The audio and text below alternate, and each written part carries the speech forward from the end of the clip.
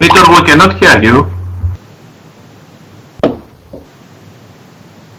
Yes, we cannot hear you.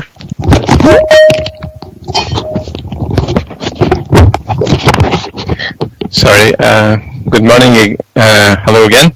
We're going to start in a few minutes, and meanwhile, just housekeeping, if you could, when you joined, turn off the audio, except when you want to speak, and then when you want to speak, please raise your hand so we know what's the order of speaking.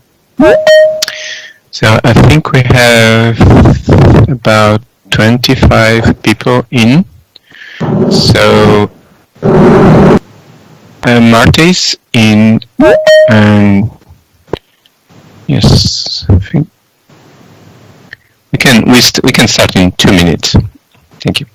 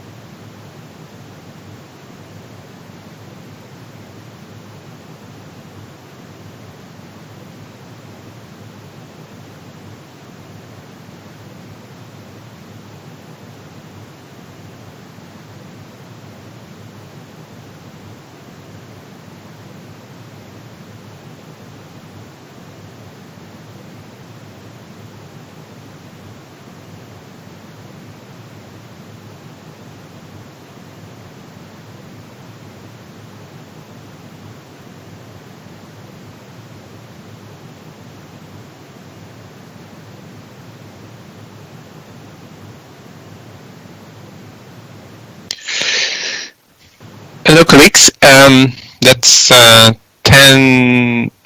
minutes here in Bonn. So I think we should start the breakout group on operationalizations. So in case that you were expecting to be in consistency, maybe there's another link, in Tina's email. So I'm not pushing you out, I'm just alerting, so you may be in the wrong place. I think we have limited time. We have a session in the morning, and then we'll have a session, in the morning, Bonn. So it's the first session, and then we have a second session, will be at what time? 4 o'clock in Bonn, in Central European time, and that will be available for you. So the first thing is, some of the people that will attend the second session will not be here, and some of you may not be able or to attend the second sessions, maybe because it's too late for you. And but anyway, in the end of the day, the meetings will also be recorded and available, and then you'll be able to see, and of course then we also share with you any possible outcomes. With that, we also you can use the chat, and then you also can communicate directly, and and so we'll try to keep track. We are now in here the supported it's a reduced team because we have to split between the team supporting this bug and the bug that it's supporting the consistency. And here we have Tina, myself, Vitor, and Roman. But I think we'll be fine. In addition, we have Klaus Raduski, and is also supporting, and he has a presentation. And then we had Karen, but Karen Ortega from the Secretariat, she had a presentation. She didn't. She's not available today, so I'll do my best to replace and to provide an overview. So finally, and that's more important, we have invited Yanis Sempos and Marta Alfaro, of course your lead reviewers colleagues, and they will agreed to co-facilitate this breakout group, and so they will be responsible for organizing and coming up with suggestions or elements for the conclusions. So how we going? This is going to, let's say, the brief agenda. We're going to go through the presentations that you have in the web page. There is one presentation, a brief presentation by myself on statistical information. So this is the driver for these preoccupations, let's see. It's just a background information. And then we're going to go to the presentation by Klaus is bringing on the experience from the EU review process, and then the current presentations that I'll try to summarize on the ICA process, from the technical analysis of the biannual update reports, that's for non-Annex 1 parties, and finally we also think to complement Klaus' presentation, it will be important to have an additional explanations on the EU process, and then so we invite Melanie Sporer from the EU, and she will present them more information on the procedures and that they're using. Of course, the EU presentation and ICA just the cases, that doesn't mean we're proposing that you replicate or just copy, but I think they show good ideas that could be useful for your considerations, and that's the objective that we think for these sessions. So without delay, and yes, in the plenary sessions, we have, because there was a presenter, we have the policy of not showing the video, but in this case, feel free to show the video, the camera on. That's we're in a more informal environment, so it does, unless we see that it's difficult to see you speaking, that will be fine. So I'm going to just to share. Okay, and I'm forgetting to mention something, that all of this is contained in the background document that we have prepared, and also on the website. Let me open a presentation and going. So if you have any questions, technical issues, or any remarks, please use the chat, and so everybody can see. We're also going to see, and we can respond, or maybe if you have suggestions that you think that also needs to be considered, so please feel free, and please feel free to communicate verbally, because that's also the space that we have. So yes. So this is a presentation. I think maybe it's a bit small. Okay. I'm not going to go through it in details, but basically we contain here the information on the length of review reports. This is in terms of issues and in terms of the size of the page. I explained yesterday that the size of the page depends, of course, a bit on the format of the report, and we're working to try to make it shorter. But in terms of the number of issues, you see that there's some range, but we have about consistently and maybe increasing around 100, a little bit more than 100 issues. So the next one, also information, is about the type of issues. This may be important, so then you can see if the sectors are well represented, or the type of issues, transparency, accuracy, and etc., completeness, will be what you expect from a review report. And then as finance, we try to see here, this is the balance, we call it a balance, maybe it's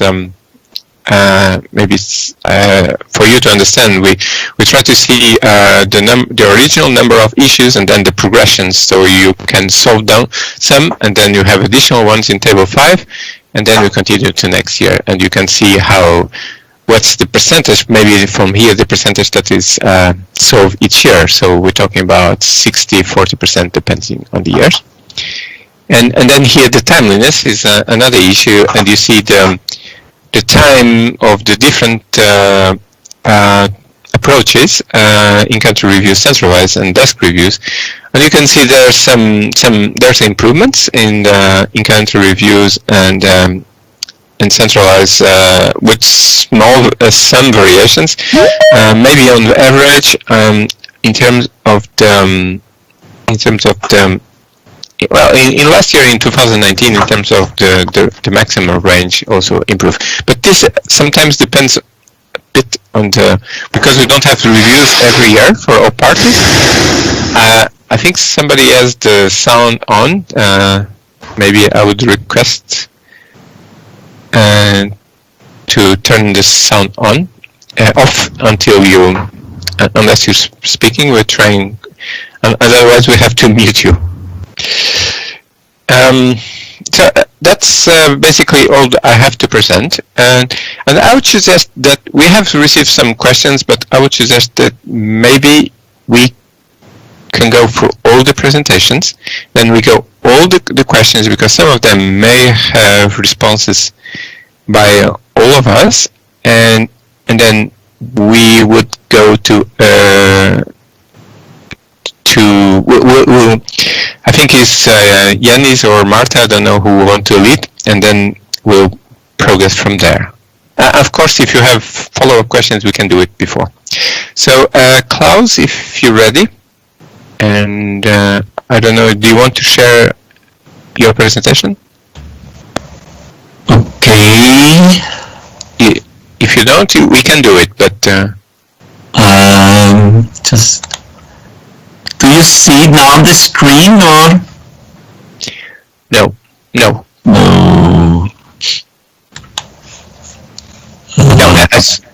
I don't see your presentation. That's the question. That's...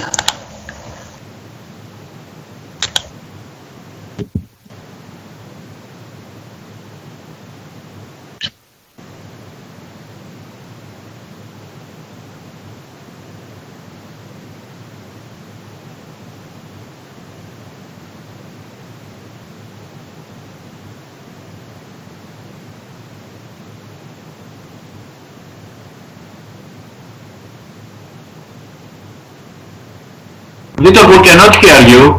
We see that you are talking, but we cannot hear you.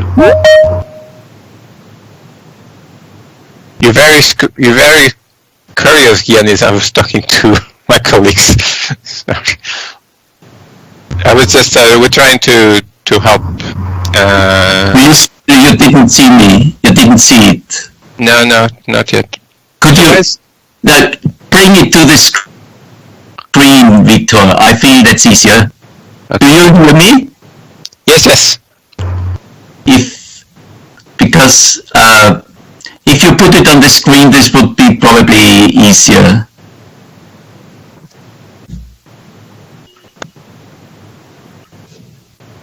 Okay, maybe I don't.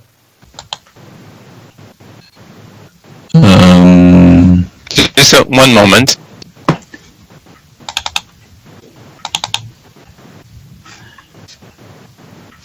It is now, I have it on my screen, but I cannot share the screen.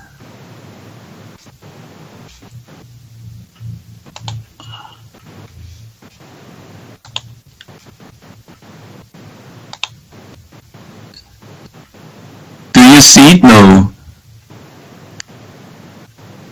Yet. You have it or not? No. Well, I have it. No, Klaus, we cannot see it. You cannot see it. Oh, I'm sorry. That's fine. Is this on? I don't know where this button is to. This one? All right. Klaus, there's no problem. I'm going to share with you the presentation. Yes, please. Yes, and then it's opening. I think it's maybe the size is big. That's the issue. Tina, I think it's still not. Something's not going well.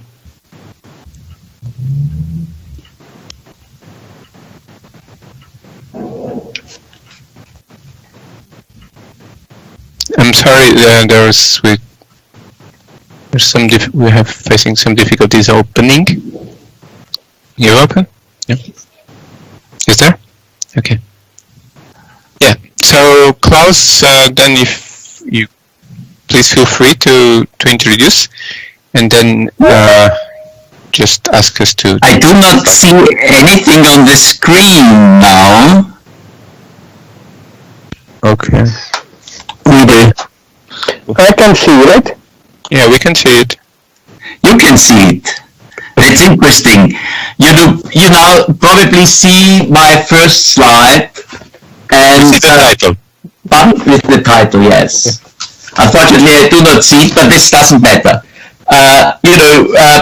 I first of all would like to say good morning and hello to you, because there's a very different time out of the day, and I'm happy to share some lessons learned from the European Union review that is made under the effort sharing decision.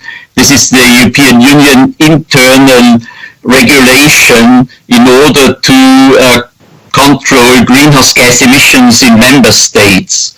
And I could participate as a lead reviewer several times in that review process, and I feel we could improve it from each year to the next.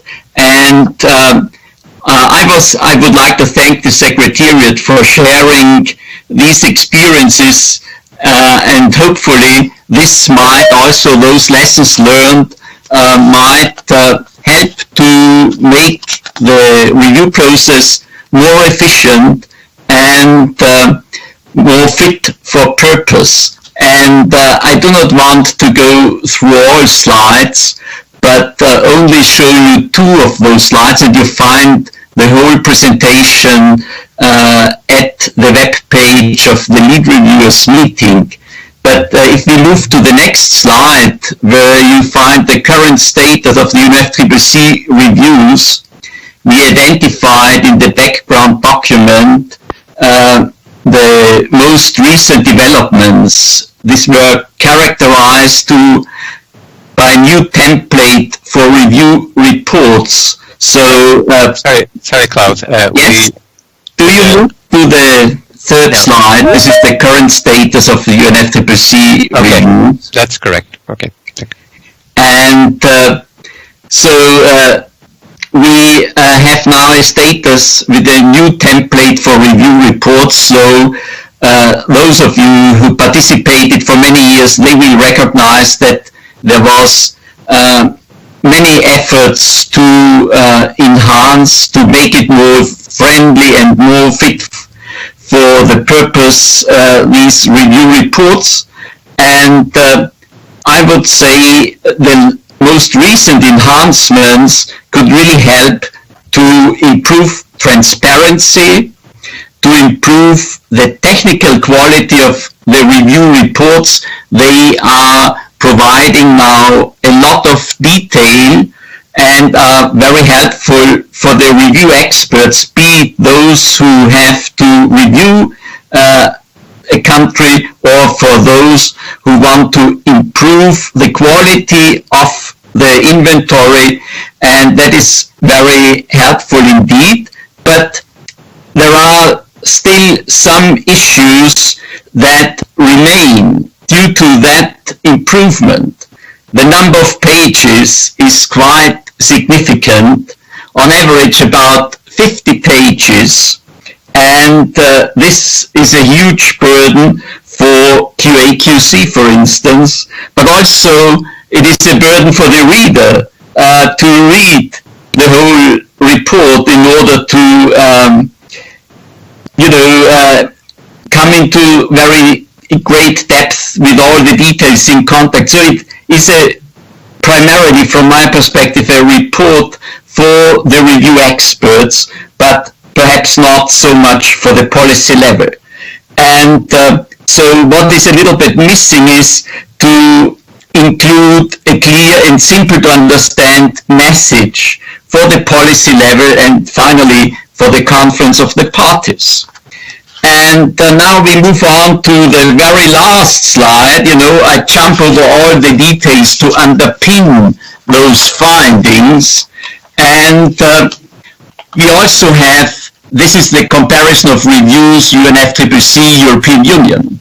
And of course, also within the European Union review process, the number of pages depend, of course, on the quality of the inventory. The more issues, the more recommendations, the more technical corrections are required, the longer is the report.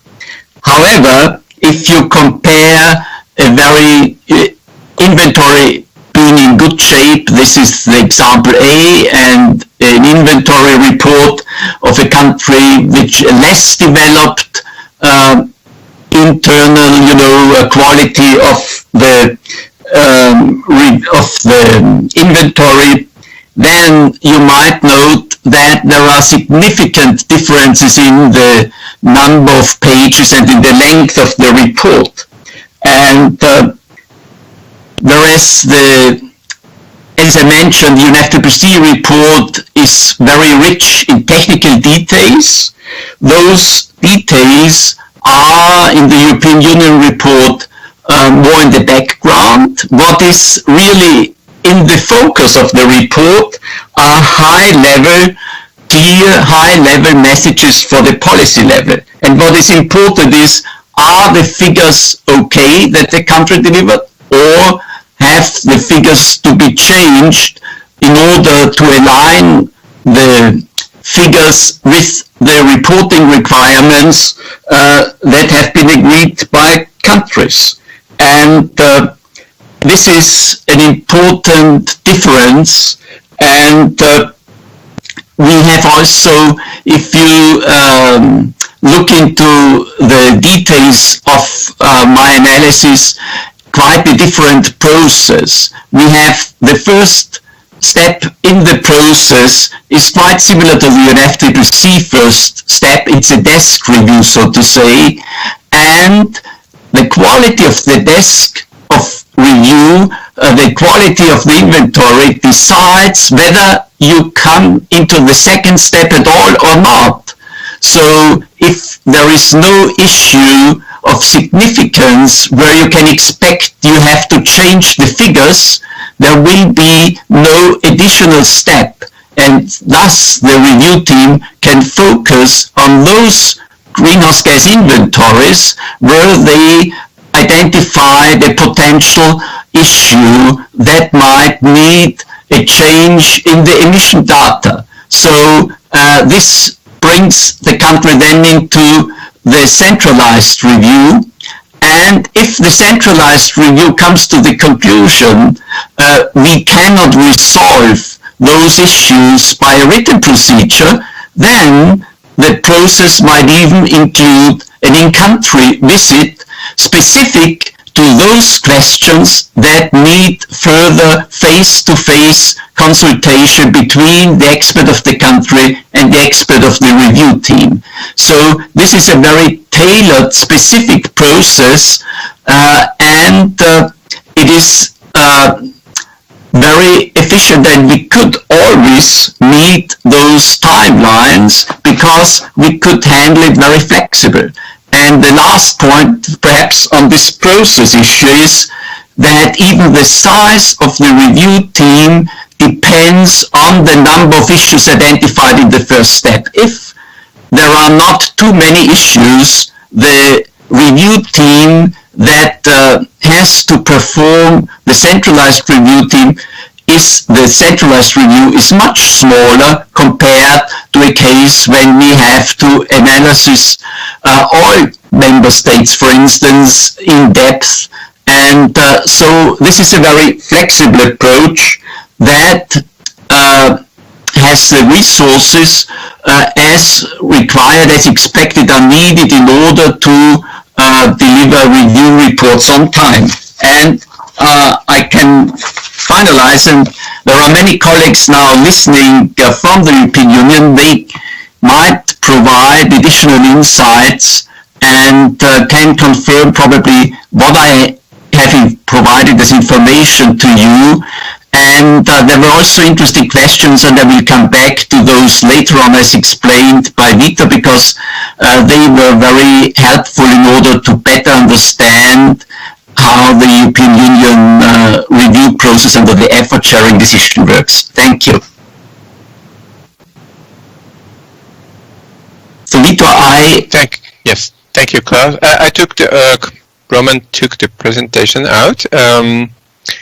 I think we could. Yes, please, Klaus. No, I don't want to raise my hand now. Okay, all right. I misunderstood. Maybe I could invite Melanie Sporer from the EEA if you're available, Melanie. Yes, I am. And thank you very much for these late invitations. But I think it will be helpful to have your experience. We have you before in the lead reviews meeting. Yes. in the persons. I don't remember how many years ago, so it was a few. And welcome back. So I don't know. You want to share the screen? Yes, let me try. Or we can do it if it. Yes. We see it. Let's just try to. Yeah. Okay, you see it? Yes. Perfect. Oh, please go ahead. Thank you, Vita. Thank you very much to allow us to share our experience in this forum. My name is Melanie Sporer, and I'm coordinating together with my colleague Claire Kuhl, the EA Review Secretariat. I would like to complement Klaus' presentation and introduce you now briefly to the EU's review of greenhouse gas inventories under the effort sharing legislation. And in particular, I thought I will focus on the structure of the review process and the EEA emission review tool, the MRT. So this flowchart here shows the structure of the review and the timeline from the bottom to the top, the other way around, from the top to the bottom. So I would like to focus only on two aspects here. The first one is that the review consists of two steps. We have a first step that is a screening semi-automated step. You can see it here. It's called initial checks and step 1 of the effort sharing review on top. And here we perform every year as an integrated part of the QA/QC procedure of the EU inventory compilation. These checks for all 27 EU countries plus UK, Iceland and Norway at the same time. And this step already includes QA question and answer loops also with the countries. And as Klaus said already before, what we do in this step is that we identify potential significant issues and which are issues or findings that are above a certain significance threshold. And we typically see from this initial checks about 900 findings in all the 30 countries, and that's obviously very different for the individual countries. And then follows the second step of the review, which leads me already to the second aspect that I wanted to stress here. We have two different versions of a step 2 review. One version is a light review, which means that we only follow up on the potential significant issues that have been identified in the initial checks. And the other version of the review is a comprehensive review, a heavier review, where we review all the sectors and all the countries more in depth. And this review is only performed in certain years. For example, we had one comprehensive review in 2016 to integrate the change of the 1996 guidelines to the 2006 guidelines in the targets. Or we also have a comprehensive review in this year because we have to set the targets for the next decade for all the EU countries, so for 2021 to 2030. And as you can see here, also mentioned by Klaus before, we also have in-country visits in our procedure, but these are only performed in exceptional cases. So we don't see more than 1 or 2 in-country visits per year, because we only have in-country visits when we have unresolved issues that we couldn't solve in a number of webinars before. And this image shows now the workflow of the emission review tool, the main tool that we're using in the communication between the reviewer and the member states. And the emission review tool determines the roles and also the workflow of the entire review process. So it is built with different access layers, so that every person only sees the sectors and countries they are responsible for. One very important feature of this I would like to highlight is the 4I principle. And every draft question, you see on top the sector expert starts a draft question, and every of these questions is checked by a counterpart reviewer and by the lead reviewer before it's submitted to the country. And the counterpart reviewer is another sector expert that is responsible for the same sector, but for a different set of countries. So, and this helps to ensure the equal treatment of the different countries that we are reviewing. We developed a similar feature for the countries. So also the countries, there is a member state country coordinator and country experts. So the country coordinator can invite country experts to draft the reply together with him or her. And the country coordinator is then responsible to submit the answer. So they have the overview of all the replies from the country. There are several question and answer loops here until an issue is resolved or partly resolved. Files can be uploaded. We can password protect confidential files. And then follows, as you can see here in green, the conclusion. So this is drafted by the sector expert and checked and refined together with the counterpart and the lead reviewer. And this conclusion consists of drafting a recommendation or also drafting a technical correction, so when numbers need to be changed. And afterwards, we have a quality check, so all these recommendations and technical corrections are again quality checked by a quality coordinator and by a review coordinator who are not sector experts or lead reviewers themselves. So, we also, maybe I should mention, we also use some other tools. For example, we have the checking tools that the sector experts use to identify their findings. We have sector checklists to ensure that all the sectors consistently perform the checks. And we have progress monitoring tools with visualizations that is linked to the emission review tool, and that shows us at any stage in time where the observations or what the status of the observation of the finding is. Is it in the question stage, or is it in answer stage, or is it in the conclusion stage? And it shows us this for all the sectors by sector expert or by country or by lead reviewers, so we can nicely identify where we are in the process. And just as an order of magnitude, when for example, this year when we have a comprehensive review, we have about 1,700 findings that we have to process. So, and my last slide, and to conclude, what we tried to do when we decided for the structure of the 2 steps and when we built the emission review tool was to enforce certain principles already by design.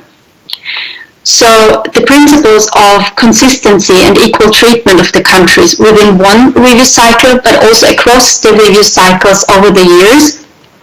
And we try to ensure, for example, by this 4I principle, or the transparency of the documentation of the findings of the review over the year and across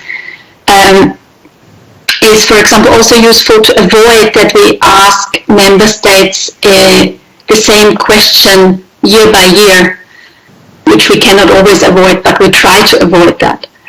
And then also the efficiency of the organization of the review and minimizing unnecessary burden for the countries by choosing this 2-step process and by differentiating between this lighter annual review and less frequent, heavier comprehensive review. So these were the main points that I wanted to present, and that's all from my side. Thank you very much. Thank you very much, Melanie, for the, I think it's a very clear presentation, and the graphs help a lot. And then I would propose that we just take the next presentation, and you stay around, we're ready to come with the slides if necessary, because after this we'll have the questions that are already prepared and sent to us, and of course this does not cover your presentation. And then we're collecting, and we see already 2 comments on the chat, and maybe if other lead reviewers have additional comments they want to ask the presenters, then we'll open the floor for those questions, and then you give them, and then we call Yanis or Marta to start the discussions. So can you share the presentation on ICA?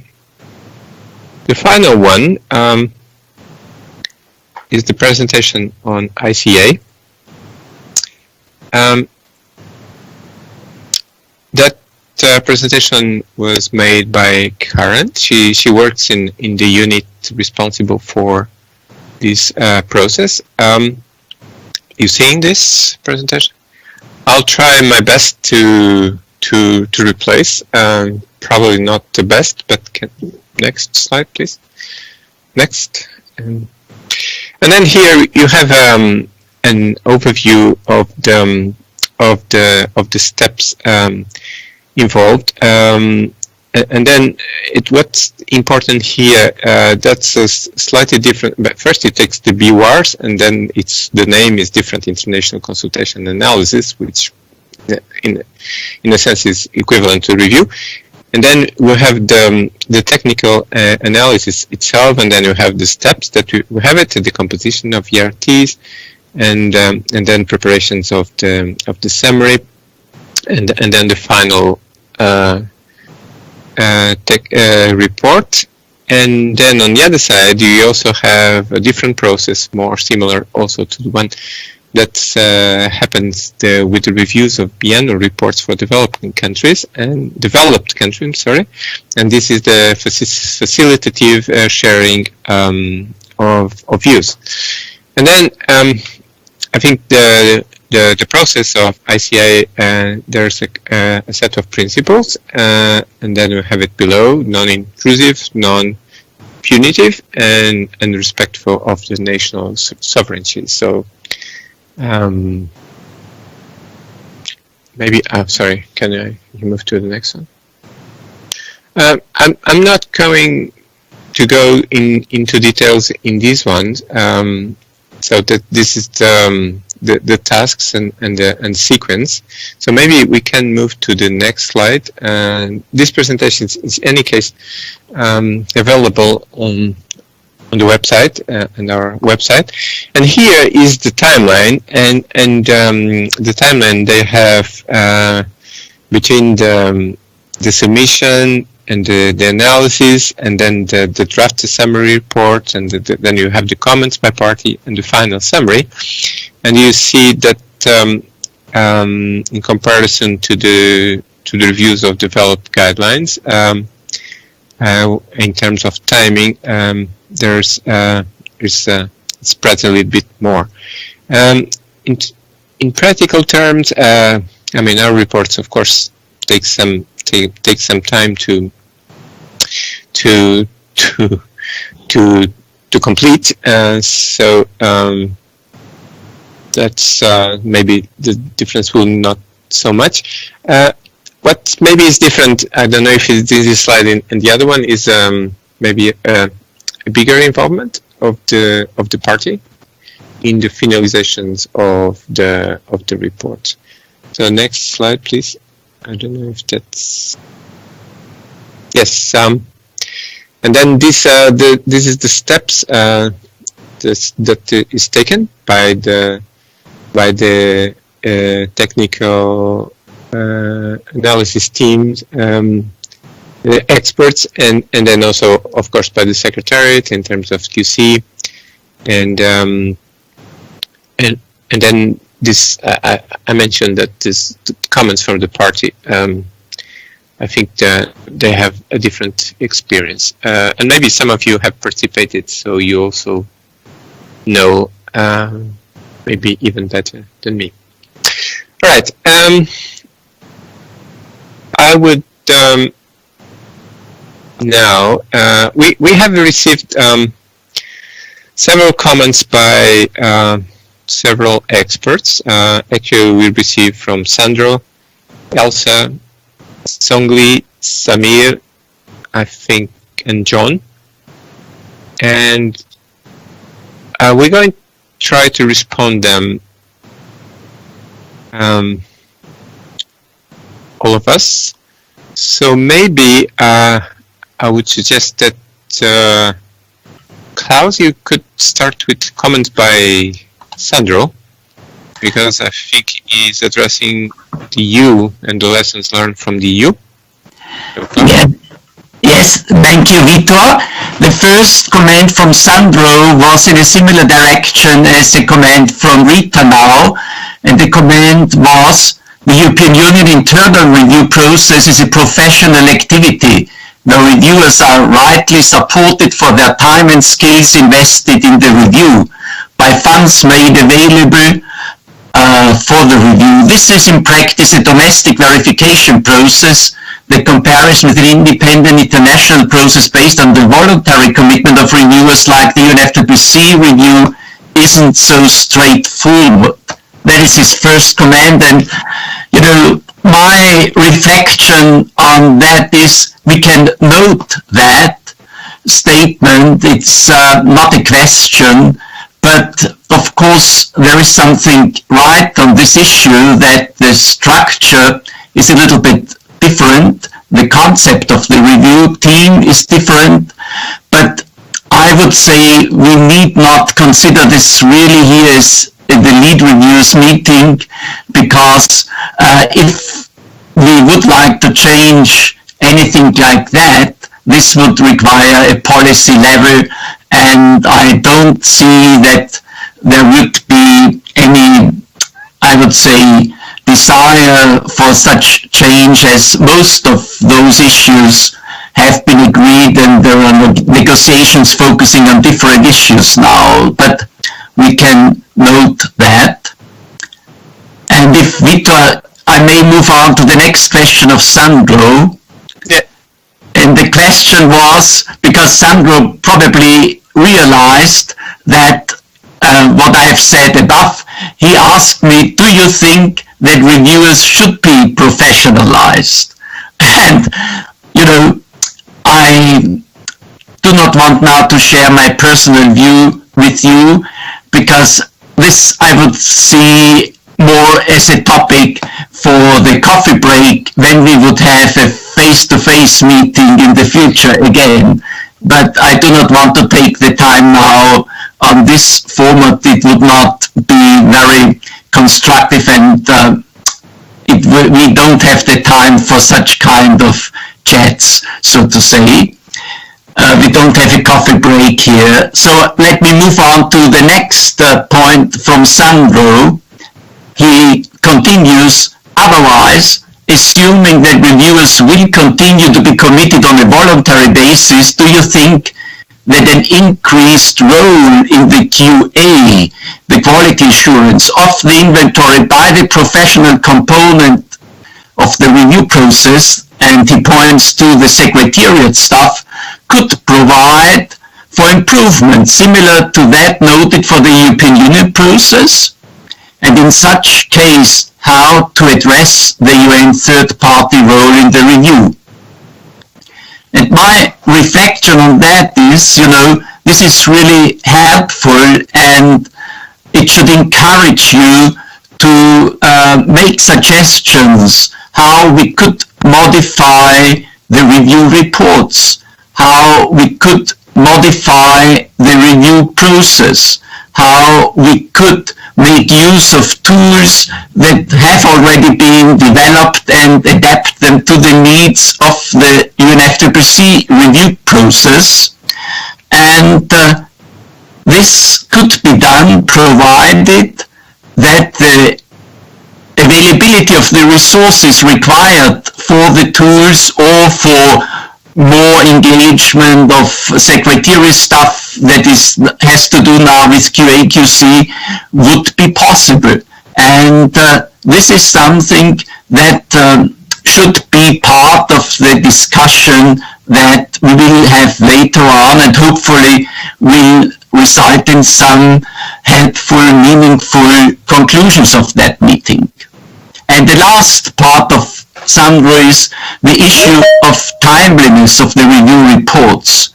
And there is an issue, of course, that timeliness under UNFCCC has to do with the option of the country to address recommendations in the next year's compilation of reviews. But I feel that timeliness has a broader signal, because the inventory data actually are very relevant in managing greenhouse gas emissions, in managing the speed of decarbonization, and it would be a good signal, or it would be very important for the management of the decarbonization process, given the urgency that we have there, that we are on time with the reports, and that we know in advance by when we can expect the next inventory data in order to inform the management of greenhouse gas emission reductions. And with that, I hand over now to Vitor. Thank you. Thank you, Klaus. Yes, Sandro is bringing some difficult questions. In terms, maybe I can complement in particular on the question 2. Do you think that the reviews should be professionalized? What do we do? The practice is that it's developed and developing experts, and also experts from economies and transitions, they do not get a salary, but because this may be quite challenging to determine. And what they do, they receive a DSA. They will a daily subsistence allowance, developing an EIT countries, and some on exceptional basis. And I think that's probably the practice will continue. The issue of supporting developed countries, that's a practice that's not currently available. I think this may need more careful analysis. Of course, but that's also depends on there is support by the parties or not, and developed countries. So maybe we can continue this discussion, but that's maybe something that also involves the decisions at other level. In terms of the question, well, question 3, but by Sandro on the QA. Well, when you mention the QA, well, we do some QA, and we do use some resources to complement the review process in terms of QA and QC by the use of the consultants. So in that sense, that it's already considered, depending on the availability of resources to conduct that, either from the core or from the supplementary. Depends on the budget years. So yes, there's some provisions, and then it depends. I don't know if you mentioned your idea was to enhance that or make it more comprehensive. That's another topic. Then, in terms of the timeliness, I just would add that the timeliness was addressed, I think, at least partly, by the PMF provisions main finding, and then that was explained in presentation by Roman yesterday, and that's basically. And I think there were some comments yesterday also on the PMF by participants, and basically the PMF by the end of the review week, the experts they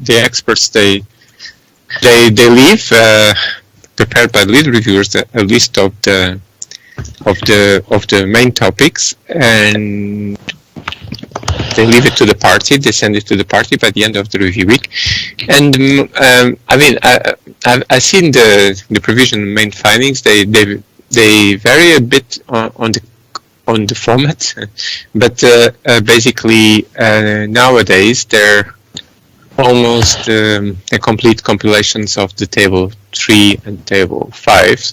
So.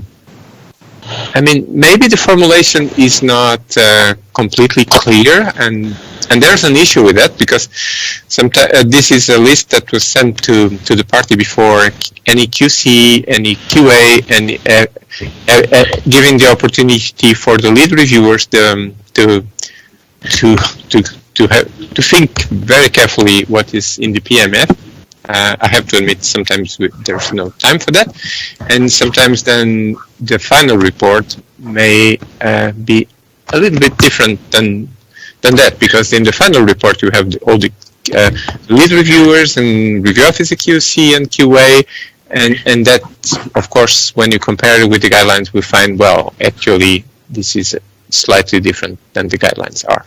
But yes, give it a take. By the end of the review week, the party knows what will be the main issues, what will be the issues in the report. That's the practice. I think from Sandro, you have a question that I have actually, maybe if you're here, you're saying, did you survey the NGHGI? I don't know if you want to clarify the questions, because there's not very clear. Sandro's not here. Okay. Elsa, the question from Elsa was on the technical analysis, and the question is, through the technical analysis, a SIG parties agreement in the current practice is the primary purpose of the telephone call during the week to seek agreement, and less focus on clarifying facts. That's the questions, and the response that Karen provided to me, and Karen and Shuhong, and then they say the telephone call with parties during the week, the review technical analysis weeks, aims to seek further clarification from parties on issues that have been identified by the teams on information reported in the BUR, and to confirm with party the capacity building needs identified by the TTE. So actually, I also attend some of these meetings, and some basically that's the process. They will go by each of the elements in the BUR. So I don't know if Shuhong, if she's here, she may complement, or Alma. Otherwise, that's it. And then we have a question from Samir, and I think I would maybe ask Klaus because they also mentioned the your presentations on the EU review. So, Klaus, if you're available. Yes, I'm here. Okay. Thank you, Victor. Do you hear me? Yes, very well. So, Samir Tantavi, I had the question whether the review reports of the European Union are published, because it might be very useful input in the UNFCCC review process. And I can inform you that the final review reports of the reviews under the effort sharing decision are made public, and they can be found on the website of the European Commission. That's an easy issue. The next is an important question also from Samir. What are the pre-identified criteria to measure how the review findings are significant, or is this left to experts' judgments? And I am not fully aware now, because I didn't have the screen, whether you have seen this decision tree. That is the tool that has been developed and refined over the years to come to coherent results, coherent across sectors, across member states, and across review experts, in order to identify what is a significant issue. And such a tool is really very important in order to get this coherence on the reviews. And the last question is from Samir. What do you mean by the core team? And the core team is comprised of 2 QA/QC officers, 1 member of the support team of the EA, and 1 coordinator for the whole TERT and lead reviewers. So this core team is really very important and has a significant function, so that there is a smooth and well-organized review process. And Vito, if you allow me, there has also been a remark by John Watterson. Would it be possible to set a maximum limit on the number of issues that could be open for a country at any one time? And there is definitely no such maximum limit. You have been informed already by the number of issues, and it really depends on the quality of the inventories that have to be reviewed. And we try this, to be completely coherent with those principles TCCA that rule, so to say, the inventories and the review process. And we can only hope, that is my hope, the more reviews are made, the better becomes the quality. So there will be a future when we have only very few issues that need to be considered. So thank you. Vito, I feel I stop here now. There might be, I feel we have addressed. Yes. So thank you, Klaus. I would maybe from my side on the comments on John and Songli. John, yes, when we provide guidance, when the secretary to provide guidance to experts and lead reviewers, and then we respect the guidelines, and the guidelines do not set a limit. That's not the provisions, so that's quite challenging. The only it's not limited on the number, but it's careful definition of the scope of desk reviews. That's in the guidelines for focusing on previous recommendations and previous the recalculations. And but even in desk reviews, sometimes the number of issues that in table 6, which is the additional, it's quite significant. So that's something that may be difficult to define unless, of course, maybe the lead reviewers want to take any view on that.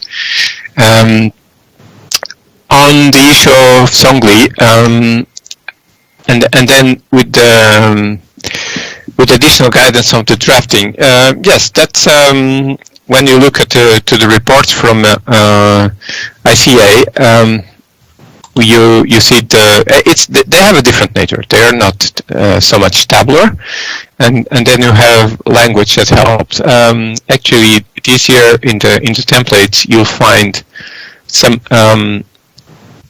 additional text in table 3 and table 5 that they may help in that, and then there's also the topic of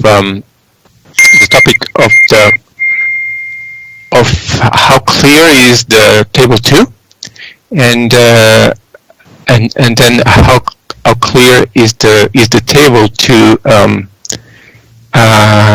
for the outside world, from outside of the reviewers world, and if the people that read the reports, the COP, understands what is the situations of the party. That's something that's a question that's included also in the background paper, and maybe that's something to be considered.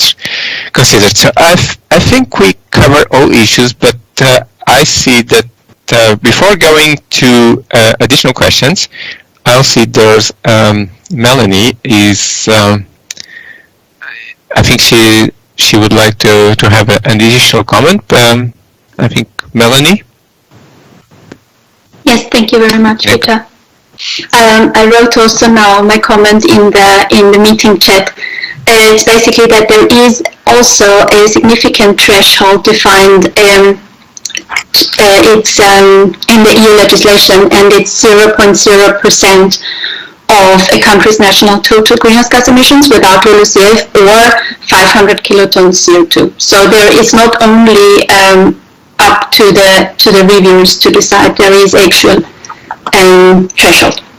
And also I added the link to the EU reports, review reports to the meeting chat. Thank you. Thank you, Melanie. And yes, well, but I think, as you said, you have it in the EU decisions. We have a threshold for adjustments and for thresholds for significant categories, and then this has to do with the reporting on with using notation T and E, and but not for the considerations. So this will, if you have some guidance on that, you need to be carefully consider that in terms of not going against the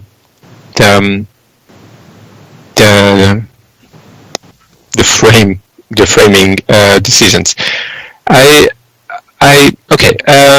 see the call for the floor, maybe from Klaus, not sure, and from Rita, and then I see a long list of discussions in the chat, and I could not follow it completely. I think we may need 5 minutes break to look at them and just to order them. That's no, we're not going to filter, just to order them and then give it some structure, and of course then take the time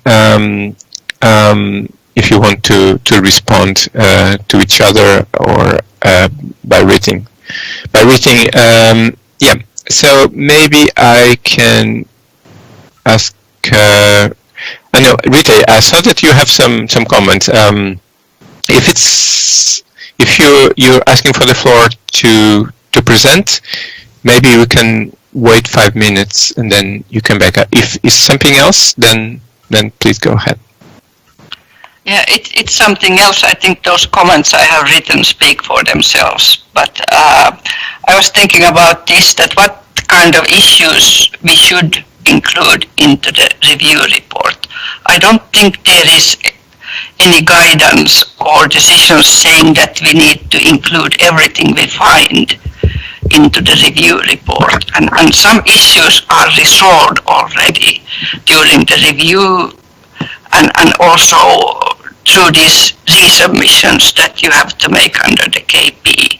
So including those as recommendations in the review report is something especially when they relate to correction of small issues, is something I don't think we would need to do. So I think we should really, as lead reviewers, think what are the significant issues that need to be there, and which insignificant issues are so small that nobody benefits from including them. I think it's another thing to convey all our findings to the party and ask them to correct.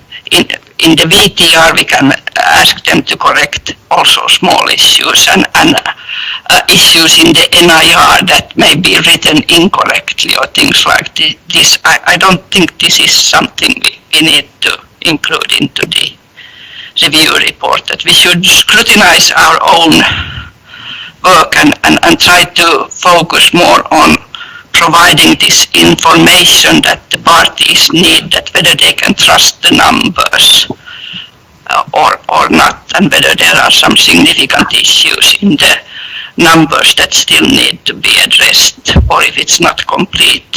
I think this should be the main messages we bring to the review report. Thank you, Rita. So yes, I think it's something to discuss during the breakout group, and then you may decide to have any conclusion on that or not. Klaus, do you have any comment, or just stay? Vito, I think we would run through some of those chat requests, questions, yes, because some are very simple, and this might help speed up, if this is fine for you. No, I would suggest that we just take 5 minutes and then we come back on that, if that's okay. Okay? If you want, but it would be simple, Yeah, but I didn't read them, that's the issue. Okay, just 5 minutes and when we come in. Because there are many questions and it might take a long time for you to digest that, but if I'm in your hands, If we could reduce the number of issues to consider later on, but it's your decision. Victor. I just need to read 5 minutes, that's 2 minutes, Okay. 3 minutes, that's fine, thank you.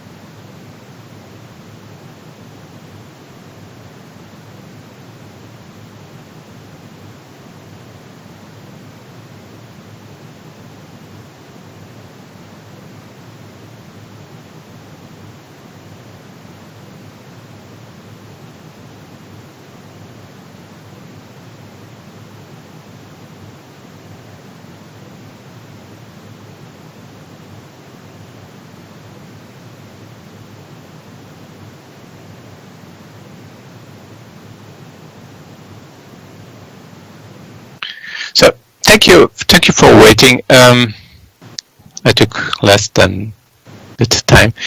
I said the comments address several issues. How to organize the reviews, and also some of them address the professionalisms, and some of them address other areas how to organize review.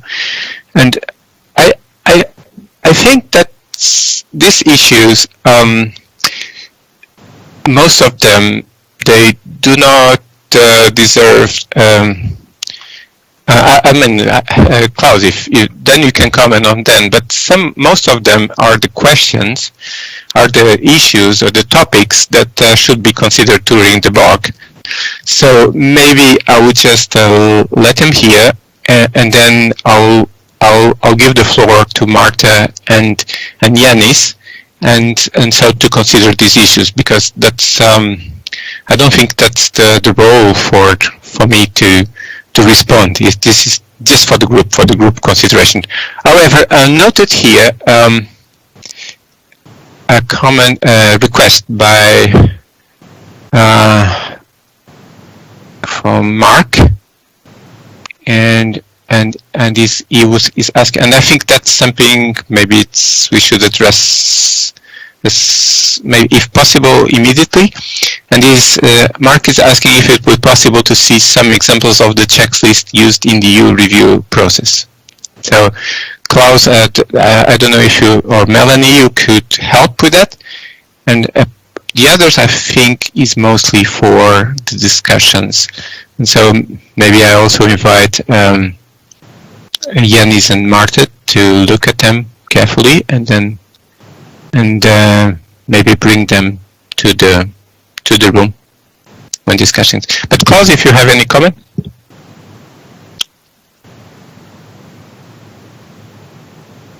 Klaus? Or Melanie? Now I'm on the phone. To the question of Mark, I feel it would be possible to share with you examples of checklists that we use, although I feel they might be, updated regularly, but just to share how they look like, this should be not a problem, and Melanie could probably help in this regard.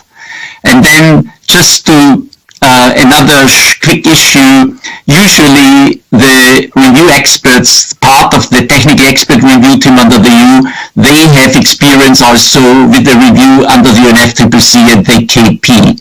So this is an easy issue. And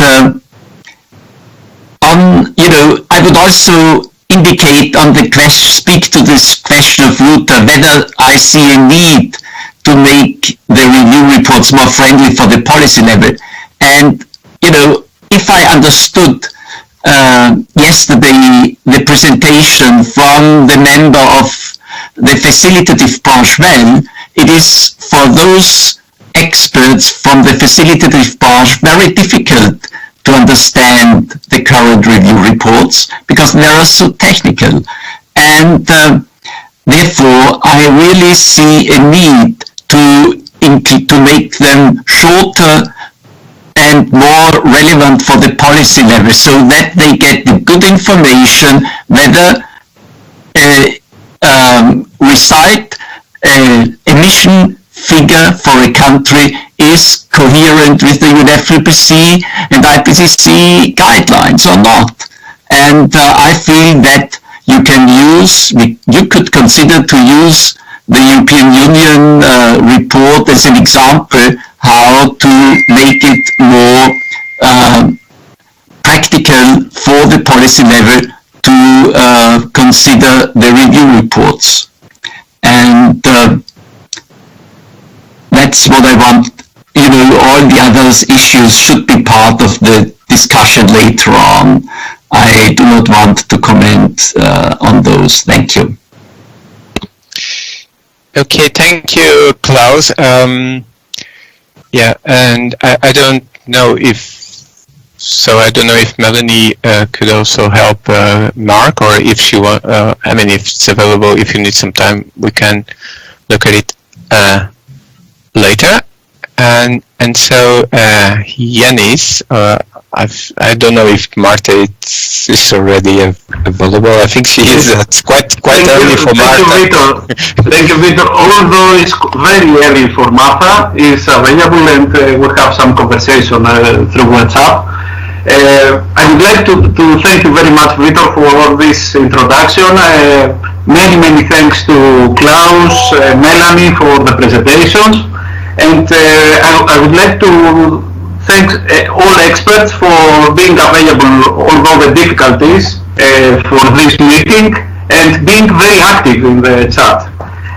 Our intention was to start with the discussion with two framing questions, but I already see that there is a lot of activity in the meeting chat, and our lead reviewers are very experienced and already understand what we need to discuss here, and they provide many ideas and maybe many solutions in order to enhance the effectiveness of the review process. I would like to share with you first the screen with the framing questions, the two framing questions we have prepared with Martha for this meeting, and then to give the floor to the people that already provide feedback in the chat to summarize their thoughts and ideas. I think I have seen thoughts from Rita, Harry, Justin, Juan, Amit, Helen. Maybe I forgot some people, but I think we can start with each order the discussion and document the ideas in order to prepare some conclusions from this board. So I try to share the questions first. Yes. We're not seeing you or the questions. Nothing. Not yet. Yeah, it's now available. Yeah. So now you can see the questions? Yeah. Yes. Okay, the first question was about the review reports and how we can help the thing there, and our observation is that the review reports are too extensive in terms of length, number of issues, and maybe we do not transmit the overall assessment to the readers, especially for the policy level. And the question is, what can we do for that to ensure that the review reports are effective in helping parties improving the inventory, but also respect the timeliness of the review guidelines, and to ensure that the review reports are shorter, simpler and more focused. Can you see the next question? The second question was about the review process for following years, and how options from other processes that especially from EU and ICA processes that were presented today and in the web, features from these processes can help us to identify options that we can enhance the UNFCCC review process. And also, what is the urgency of further work on the review process given the potential impact of the pandemic of COVID virus, and also the timely transitions to ETF, for which, as I saw in the meeting chat, there are concerns that things will be worsened, that more people will be needed, and we need to be more efficient. So, I don't know, could I pass the floor to the people that already provide some feedback in the chat to summarize their thoughts, starting with Rita, then Harry, Justin, and the other people. Rita, could you start? Yeah, just maybe a suggestion, Yanis, maybe you could identify in the chat what you're discussing, or maybe asking in this case for Rita to identify what. Yeah. Yes, Rita provides many thoughts that there are features that we can learn from EU for this stepwise approach, that only potential significant issues in the report are included in the report, and what is potential significant issues are issues that affect the numbers that at the policy level they need. And then small issues can stay in the VTR, and only significant issues included in the report in order to reduce the workload for QA/QC, for editors in the Secretariat, and by this way make the process quicker and more efficient. So I don't know if Rita wants to summarize these issues. And then I would just suggest that if the others want to continue to add views, they can use. I hope that this does not create a challenge, but I think, yes, but it will be easier to see it then in the end. Yeah, but please, Rita.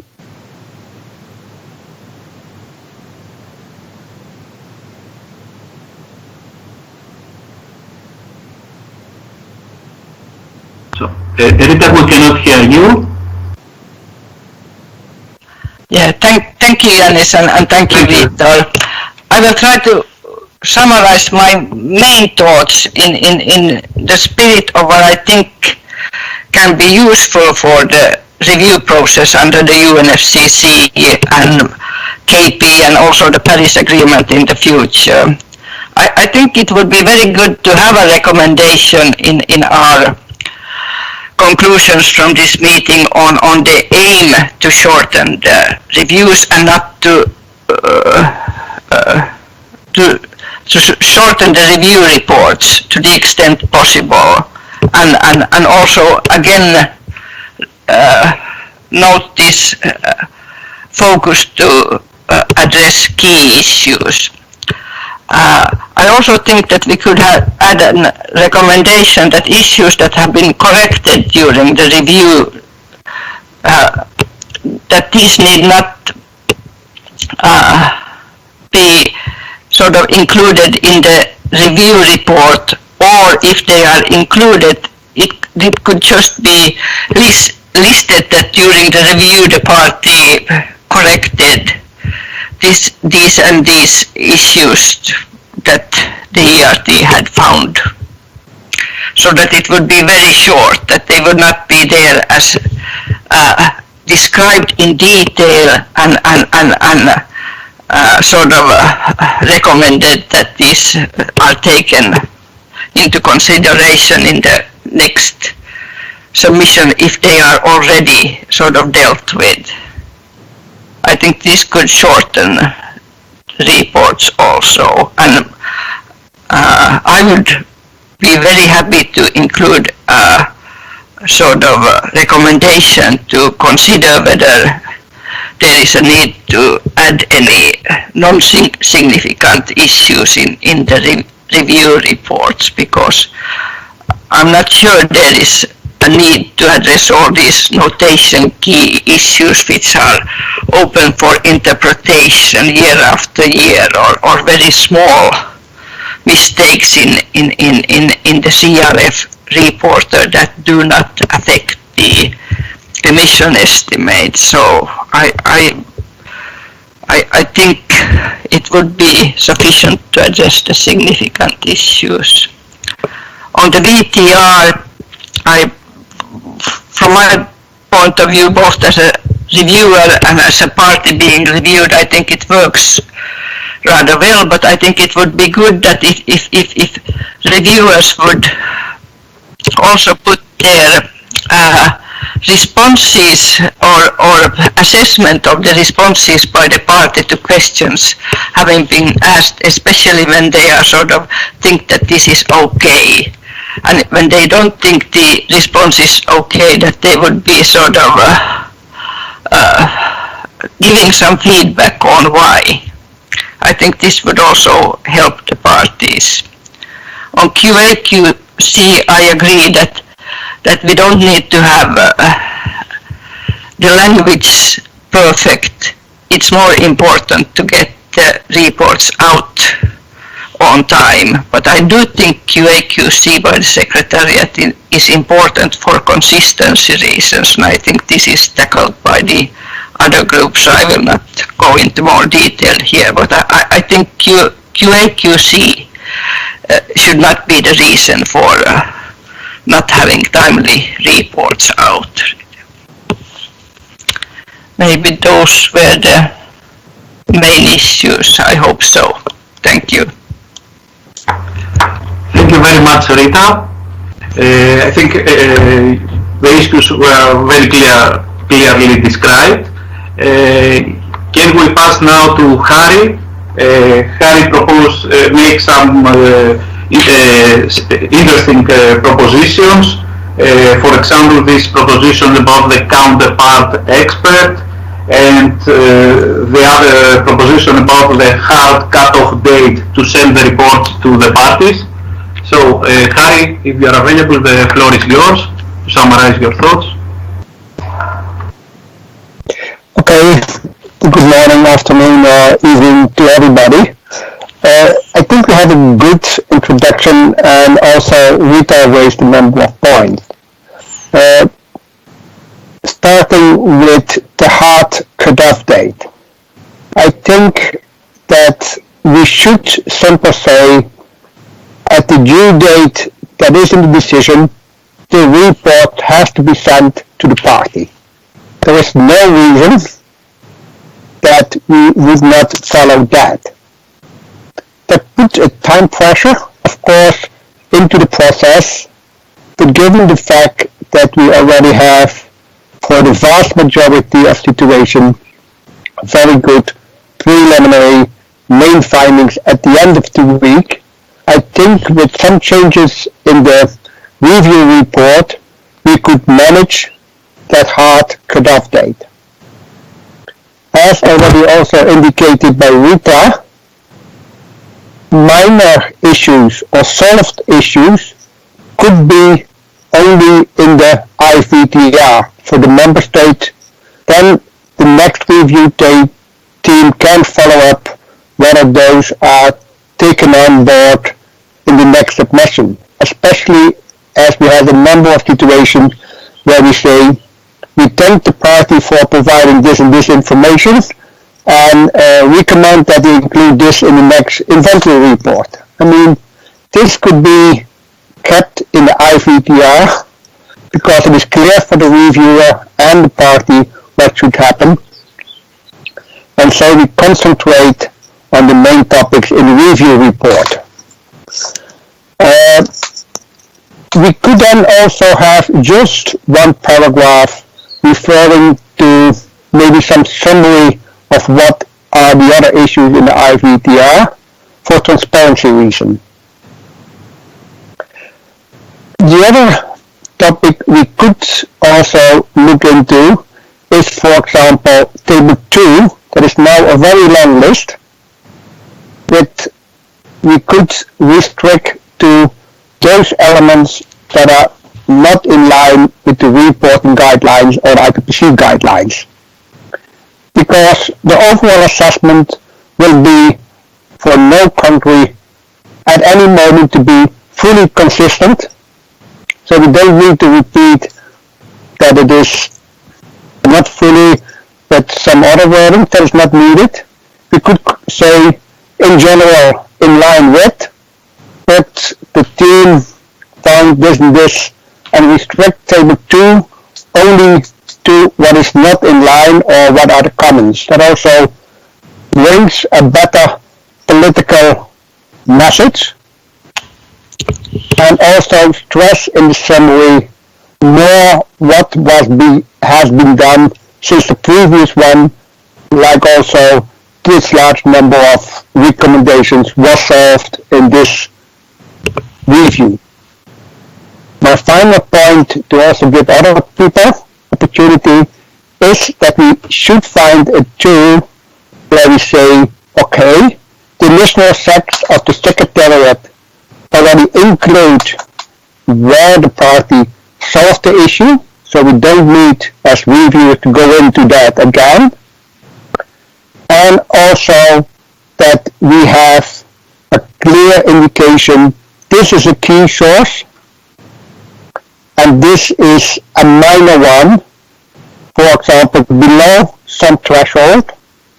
So also guiding new reviewers how to manage their time and concentrate on key issues and major emission sources. That is my suggestion for that, and I wish us all a good discussion. Thank you. Thank you very much, Harry. Thank you for all your suggestions. I think now we can move to Justin. Justin raised an issue about professionalization and who pays for the travel, the accommodation, the time of the reviewers. Justin, can you summarize your thoughts? Are you available? Yes, thank you. I'll be very short, and I'll write it also in the chat, but basically 2 points.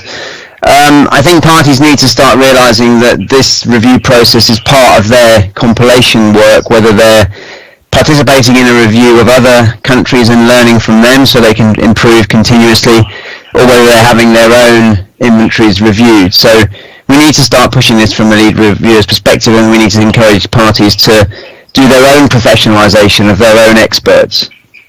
So that's the first point. The second point is that we need to pursue this goal of reducing the size of reports, because fundamentally these reports should build confidence in this data and promote continuous improvement. So whatever we can do to make these readable, highlighting that countries are doing well with their data and that the data can be trusted, but there are also improvements to be done and there are certain uncertainties or lacks of clarity to be understood, then that's what these reports should be doing. Thank you.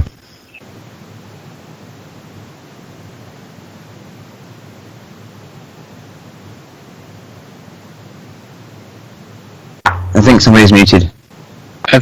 I think, Yanis, you have several questions from comments from Helmut Blum. Yeah.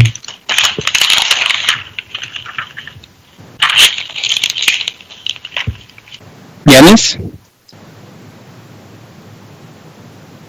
Can you hear me now? Yes. I was just saying that in the chat you have several comments by Helen. First, many thanks to Justin for his comments, and if Helen is available, we can move to Helen for her thoughts, and then to Juan and Amit. Thanks very much, Yanis, and hello everyone. I just thought I'd turn my camera on so you can, what's the point of a video conference if you can't see people? I'll turn myself off again shortly. I just endorse pretty much everything that others have said, and I think we're at an important place in our process because we still have an existing process that we've got a couple of years to run with, and we need to keep on improving that, partly because the reviewers pool that we're using currently will form the basis for the reviewer pool under the Paris Agreement process. So we need to look after our experts and make sure that they're willing to continue participating in the review process. And one way to do that, I think, is by making the jobs focused and meaningful and not tedious and onerous, and I think everything that I've heard so far leads in that direction. The other sort of alarm bell that's going off inside my head is that one of the tasks that Substa has at the moment is to have a draft outline of the review report for the biennial transparency report reviews. And unless we're very, very careful with that, we're going to end up creating a beast of long review reports and repeat all the mistakes that we've taken the last 15 to 20 years to try and resolve as we gain more experience with the review process. So I guess I'll just sort of throw that out there, and I completely agree with the professionalising of reviewers or experts, that each country has its own responsibility to make sure its experts are professionals and that they are on top of the whole inventory compiling process in their chosen sector of expertise, and that they are equipped to then take that and help with the review of other countries' reporting. So I'll stop there and thank you. Great meeting so far.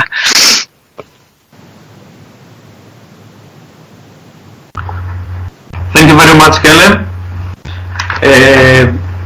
Now, I don't know if Juan is available to share his thoughts. Yeah, thank you. I'm available.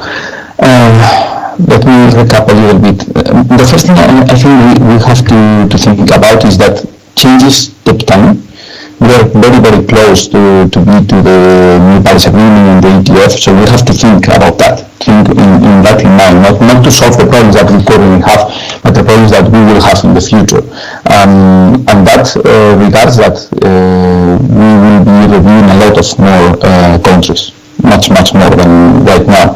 And currently we have one problem that has already been pointed out by our colleagues, is we have problem with the experts right now, so in the future we will need a lot of more experts or a lot of more time for the experts. So professionalization is a way, because it will resolve the problems of voluntarily, of being desk remote that people don't want to do, and also the problem that many parties are not supporting the experts, and many companies are doing what they can in order to avoid their expert to go. So we are losing a lot of very good experts, and we are having to rely on experts that are not as good as the one we have, because there is no interest in participating in this voluntary process. So that's an issue, and the issue will go worsen, and it will not solve by itself. So perhaps we cannot do nothing, but we have to be sure that that's a problem, and that will be a big problem in the future. And that leads to something that is how it will be the future. Is not something that we have to deal with, but The review we do for Annex 1 in GHG inventories is really detailed. You have done it and we go in really detail, we check a lot of things. That is not the same if you go for VR and BUR, which is more constrained. And that is a problem for many non-Annex 1 countries, because if you go for non-Annex 1 countries, they have a very good inventory, they have been providing inventory for many years and they're willing to do the things better, but the review is not providing them answers to questions and problems and very big issues that they have in the inventories, because it's not a detailed inventory like we do. So they are not learning the way they can, because the review is soft compared with the review we do. And that's a big problem for accuracy. And we are dealing with countries outside the Annex 1 that are big emitters. We are not dealing with small emitters only. So in order to solve this, we need what you said before, and I agree, I'm not going with that. The report has to be changed, because people spend a lot of time in wording, in writing the reports, especially new experts. They take a lot of time, so they don't review, they just write and we review all the time. And also the part of being significant or not. Being significant and the idea of the EU is really good, but we have to ensure that we are not losing things because they are not covered by the first review. So I think that is needed, and from time to time we need a comprehensive review. A comprehensive review that perhaps has to be even deeper than the one we are doing right now, because now we face a problem is with some models and more advanced countries that were not reviewed because there is no time in order to do it properly during the review week or the review time. So that models that could be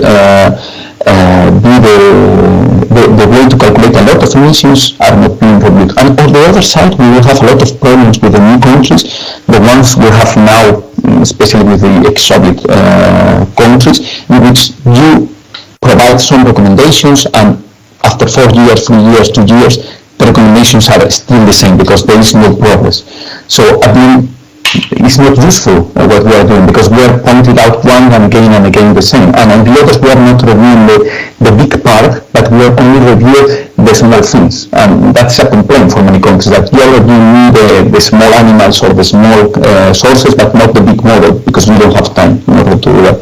So I think that we need a lot of things to solve, and not only solving reducing the report will solve everything. We need to deal with many things, and if we don't do, in 2024, 2026, we will have a big issue, a very big issue. Thank you. Thank you very much, Juan, for the notes. Yes. Yanis, just alert that there's a hand raised by Amit. I think now it's time for Amit. Yes, he was the next in my list. Thank you very much. It's very interesting discussion going on. I think what I make of it is maybe somewhere we have lost the sense of proportion in this whole process.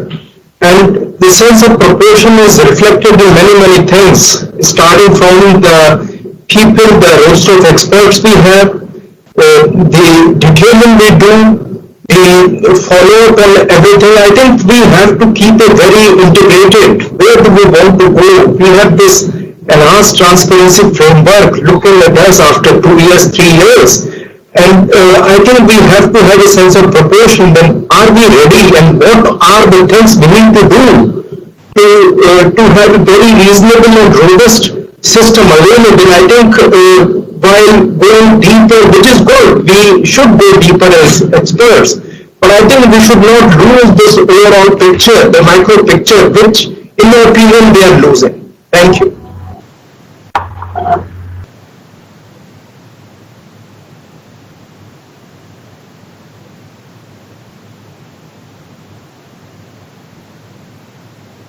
And Yanis, just to alert you, I think there is also a request by Samir.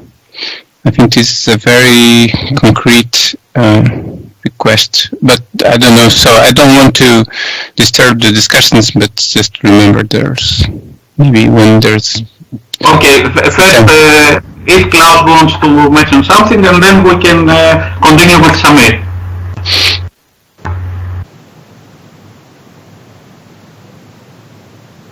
Klaus, are you there?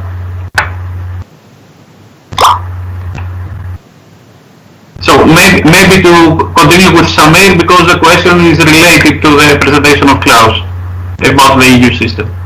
Samir, are you available?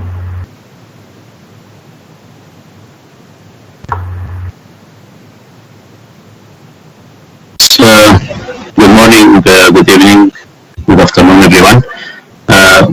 I would like to have some follow-up question to Klaus and Melanie. Thank you for the presentation, for sure, comprehensive presentation and experience of EU. My question was how could the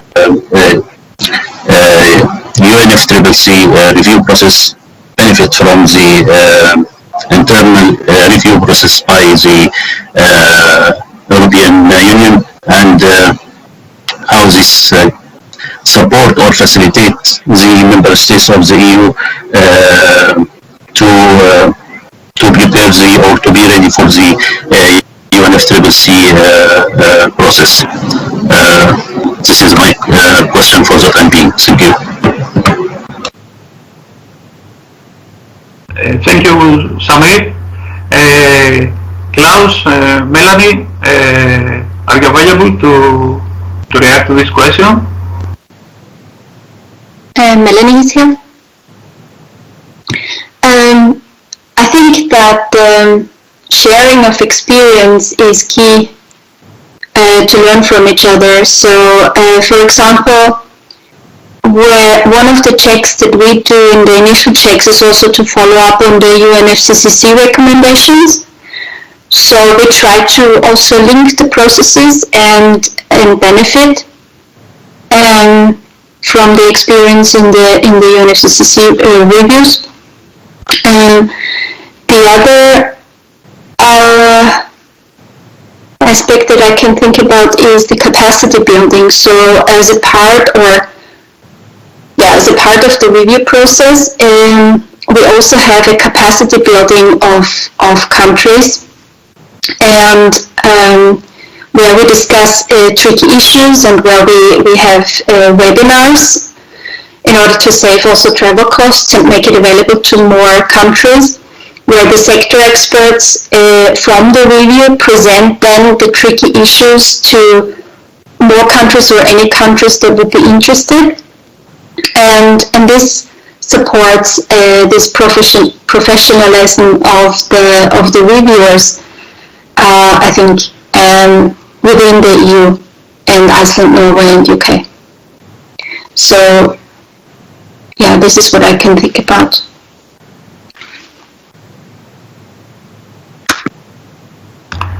Thank you, Melanie. Samir, do you want to make a follow-up questions or to continue with other colleagues?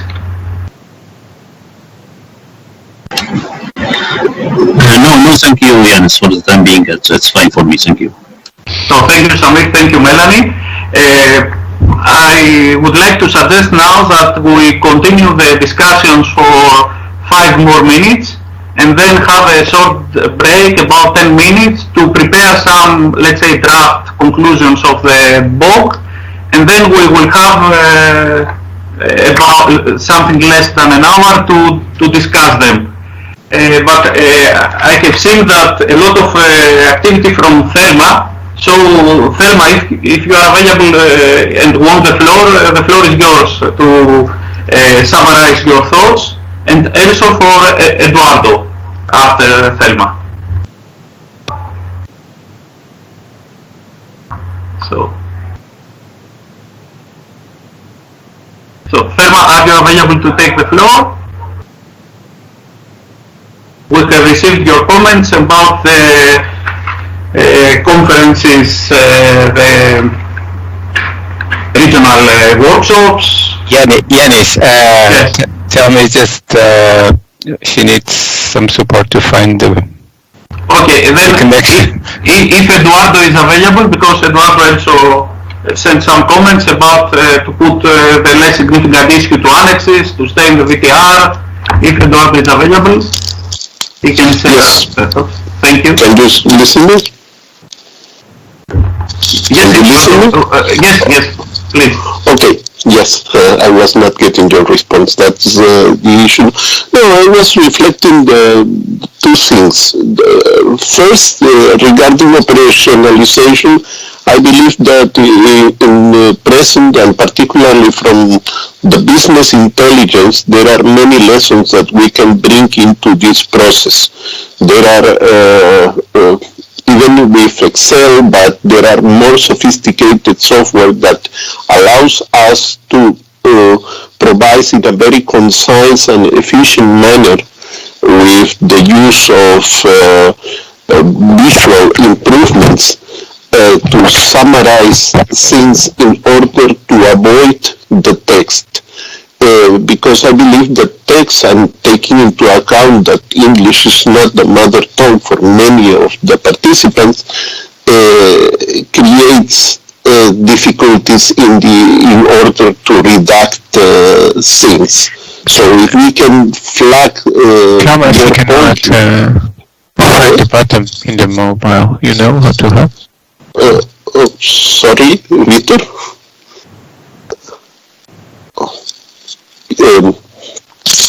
Eduardo, please continue. Victor, please mute your microphone. Okay.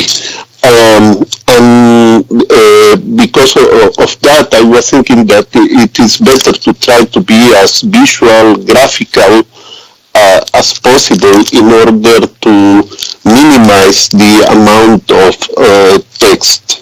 So we can try to be very concise and to provide what I consider that are the key performance indicators, the most important things, and use also annexes or appendixes or the IBTR for all other information that only is creating noise and not providing substance. The second issue is about the problem of professionalization. I will split this problem into several problems because we have a lack of professionalism mainly on the country preparation teams. And sometimes during review processes, particularly regarding the VURs, you find that this is more like a pedagogical process because you need to enhance the capacity due to the fact that in many cases there are very young professionals who has not participate in UNFCCC training.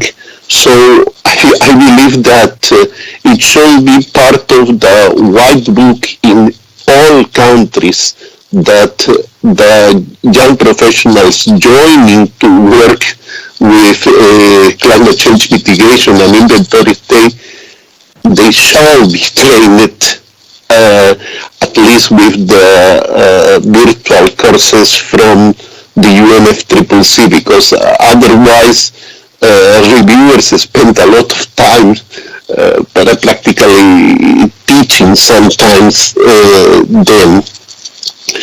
And particularly, in many cases in developing countries where government changes, they change a lot of officers, even when a minister is changed.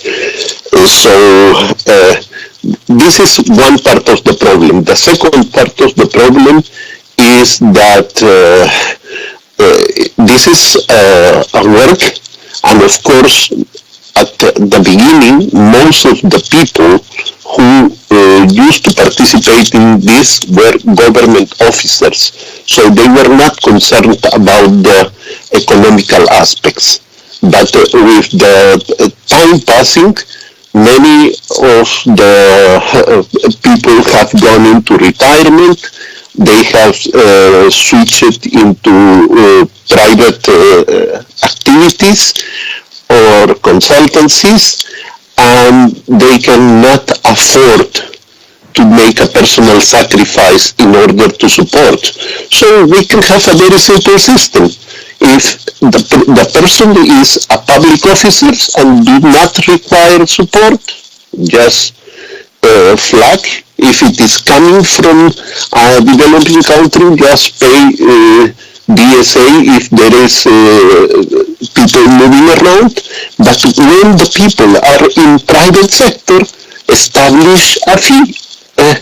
As simple as that, we can sort out the issue of professionalization. Thank you, and I expect I didn't take too much of the time. Thank you very much, Eduardo. I think it's time to have a coffee break, and it's time for the people, the co-facilitators and the secretariat to prepare some draft conclusions. I don't know, is anybody that wants now to take the floor, say something, or we can have this, does the problem with Thelma? Vitor, have you fixed the problem with the communication with Thelma? I'm still, the issue of Thelma is she's on the phone, and then I'm communicate with Thelma. We'll communicate during this maybe 5 to 10 minutes coffee break, and then maybe you can work with Thelma with the balance. I just see Melanie hand. I don't know if it's an old hand. No, it's a new hand. And can I just say one more thing before we break? Yes, please. Yeah, I just thought about the review reports, because there was a lot of talk to shorten the review reports, and I just wanted to say that we tried to automate the process of producing the review report by reducing the individualized text as much as possible. So we have mostly standardized, very concise text, where we only, and then we use a lot of tables that come as direct extracts from the review tool into the review report. We still have a very extensive QA/QC, but somehow it's really reduced because we automate a huge amount of the production process of the review report. I thought that might be useful for the UNFCCC to think about. Thanks. Thank you, Melanie. I think now it's time to have this coffee break. Do we have another hand? No, it's Melanie and Klaus. So, no. Klaus, do you listen to us? I listen. Yes, you want to take the floor? Yes, please. I just want to make a short remark on the issue of professionalism, because this is really crucial for all participants, be it country experts or experts of the review team. And my experience has been that it is key that all country experts, all experts should participate in the review process also as review experts. I feel this recommendation would be very helpful, because this forces people to make these examinations that are organized by the Climate Secretariat. They will have to study all the guidelines in detail, and this helps to enhance their knowledge level significantly. And I feel we should always encourage parties to nominate experts to participate in the review process. This is really key in order to have a smooth process. Thank you. Thank you, Klaus. This is very important to, especially moving to the new era, that we need more people for the reviews. So I think it's time to I don't see any hand. So I think it's time that we have this short break in order also for us to prepare some conclusions. So I suggest the time is 1 o'clock in Athens, it's 12 o'clock Central European time, so we can have 10 to 15 minutes short break, let's say. So what is your opinion, Vitor? 10 minutes is enough? I mean, we can come back at 12:10 and then. 12:10. Okay. We just need some time to solve the issue with Thelma. Yeah. That's Okay. and then you can work on the progress with the bullet points or whatever you want to call it, the elements for the conclusions. Okay, thank you. Okay. So 10 minutes break, colleagues, friends. Thank you. Thank you. Bye bye.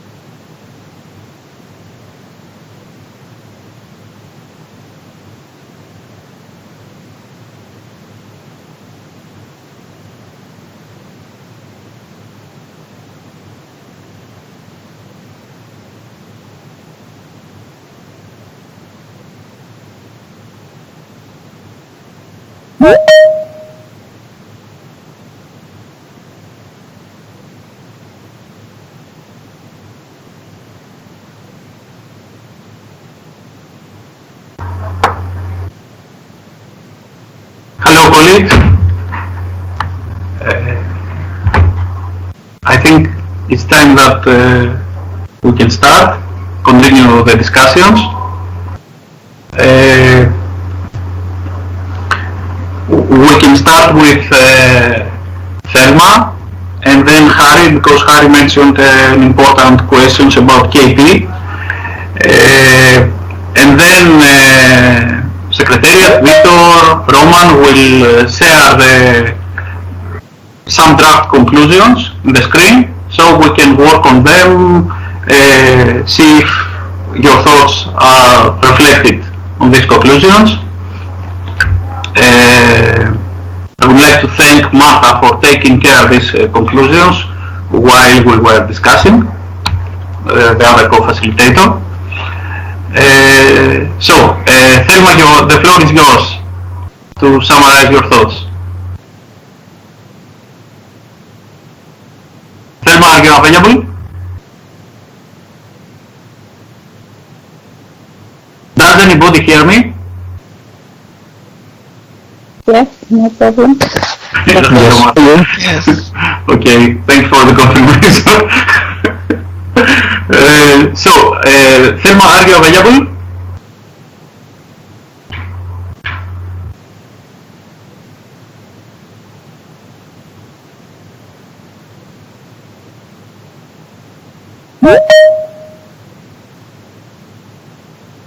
Victor, you are like the football players in the screen. You put your hand in front of your mouth so we cannot read your lips. Portuguese football players. And you're mute. You're muted.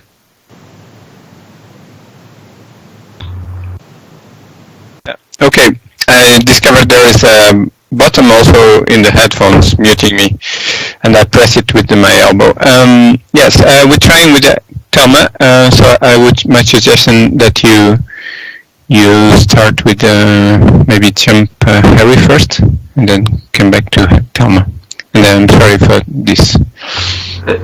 Yes, we said to start with Harry because Harry sent the question that we should also discuss something that seems to be outside the scope of the book, but it is very important for the reviews, the upcoming reviews, about how to ensure that this year reviews highlights for KP parties and ensures that the accounting for 2020 report will be good and complete as possible. Harry, are you available to take the floor and clarify more this issue? Oh, I see, Harry. Thank you. Yes, thank you. As we all know, 2020 will be the report for the final accounting of Kyoto parties. It is important, even if we have the problem this year with the 2020 year review, as was presented yesterday, among others by Vito, but how we ensure that we give enough attention to the KP accounting topics. Well, of course, most parties have accounting at the end of the commitment period to ensure that parties get the recommendation they can handle. Because next year review will be available by September, October, November, and that will be rather late if there would be major issues for the KP accounting. So my suggestion is that we also find some wording for this year review how to handle specific KP accounting issues, especially not the accounting as such, apart from the annual accounting, selected parties, but those topics that really influence those elements, the performance level within the CF. Thank you. Thank you, Harry. So we should try to include something in the draft conclusions that Vitor will be soon show to us. But about Thelma, is Thelma available? Thelma?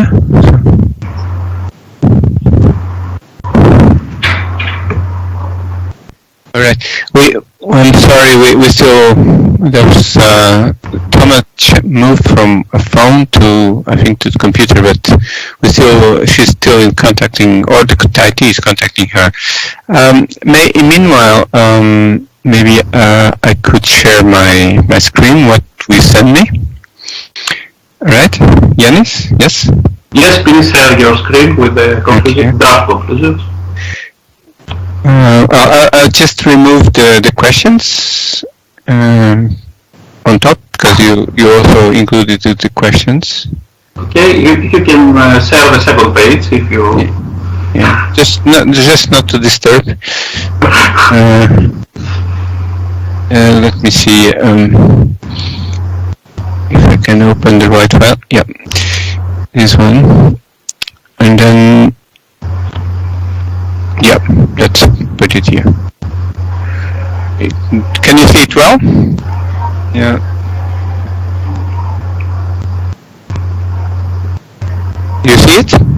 Yes, if you can increase the screen a bit more, it would be better. I don't see it, but okay, I can increase. Okay, I'm increasing the screen. I don't know if you see it. Yeah, so I can enlarge the width. The text, yes, please. Yeah, that's okay. Perfect. Yeah. Okay. So the first paragraph is about to show some appreciation to the recent work of the Secretariat, and we had recent improvements, the tabular format of the ARR, the use of more enhanced and consistent drafting rules in order how to identify issues. We had a clear separation of previous and new issues. I mean, it's table 3 and table 5. From lead review meeting, we have guidance about Saturday paper to include in the Saturday paper, because Saturday paper is always delay the process. So through this guidance to include only important issues that are more than the threshold in Saturday paper, this helps the timeliness of the report. So the first paragraph is to appreciate this work from the Secretariat. Do you agree? Can move to next paragraph. I do not see any hand, so we move to the second paragraph. The second paragraph is to request Secretariat to prepare. So we are not deciding what to do, but to prepare with the help of some lead reviewers, and also taking into consideration previous recommendations, because in our previous lead reviewers meeting we had very useful recommendations. This counterpart, for example, issue, we had a recommendation and encouragement to have peer review during the review week, which is similar to this counterpart feature of the EU reviews. Yanis. Yes. Yeah, just to chat, there's some comments that you're moving too fast, and they may need some more time for consideration. Yes. Okay, do you want to allow you some minutes first to read the text? Maybe, then you read, and then maybe before adopting, or I mean not adopting this, because you still have another session. Yes. Maybe just to let some time, because people may need to read. Yeah. And so to clarify that this text will go to the next session too, and be discussed in it. Okay, sometime first let's have some minutes to read it.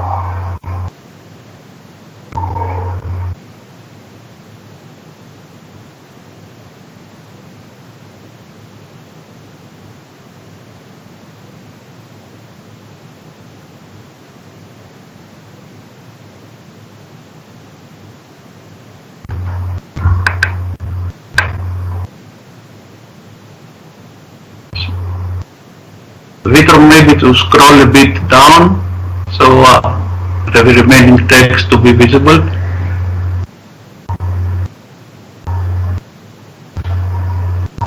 Okay.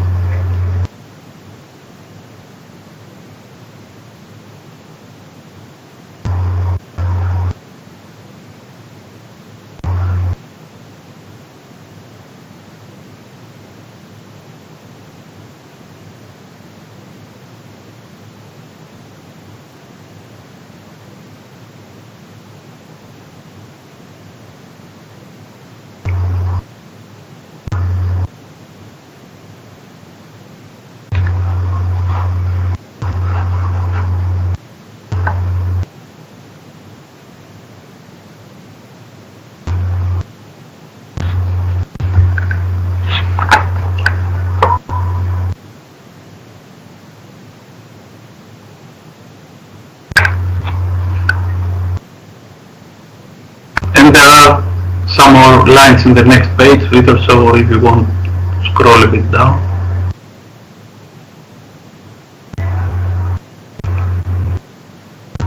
Okay. Okay. No options yet.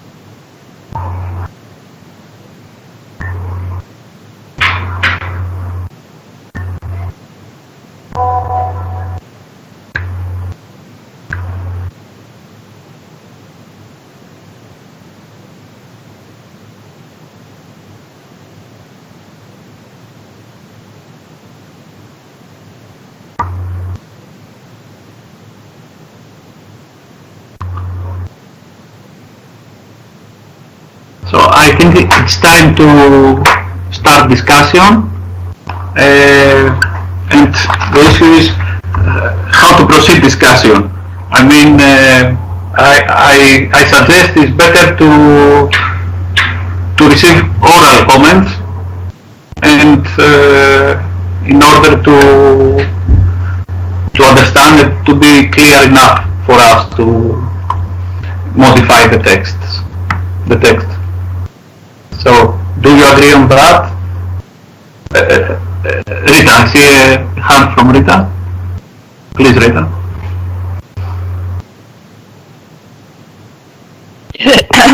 Yes, at least I agree. I don't know if someone else wants to respond before I give some general comments on these recommendations. Maybe not. I think overall I agree with almost everything that's here, but I think the bullets need to be made a little bit more clear, because now when we have listened to the discussion and know the background, it's easier to understand what is meant with all these issues, but it may be not so easy for those who have not been part of these discussions to understand them, but I think the Secretariat can probably do much of this editing to put a little bit more meat on the bones to these bullets. Then on the issue of developing a decision tree, I'm a little bit skeptical based on experiences in developing decision trees earlier. So this is something that I would reconsider, and I may not fully understand what the intention of this decision tree. So if someone would explain it a little bit more, maybe I could be more positive towards it.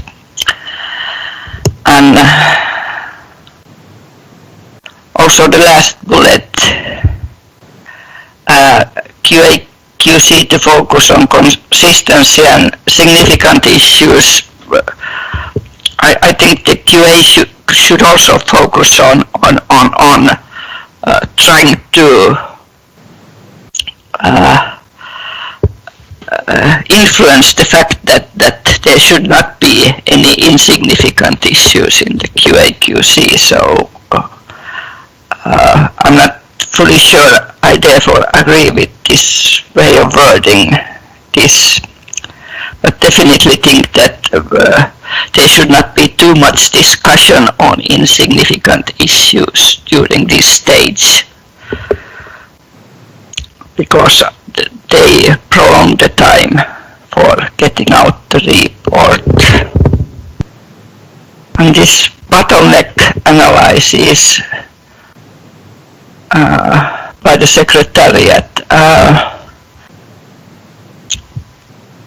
I think in reviews are different, and also the countries being reviewed are different, so sometimes the bottlenecks are different. And my understanding has been that one bottleneck has been QA/QC, so do you really think it is worth doing this exercise? But here also would like to know what you think this would result in, but otherwise I think it's broadly fine and covers much of the discussion we have here, but that some additional text to describe what we mean with these bullets could be useful.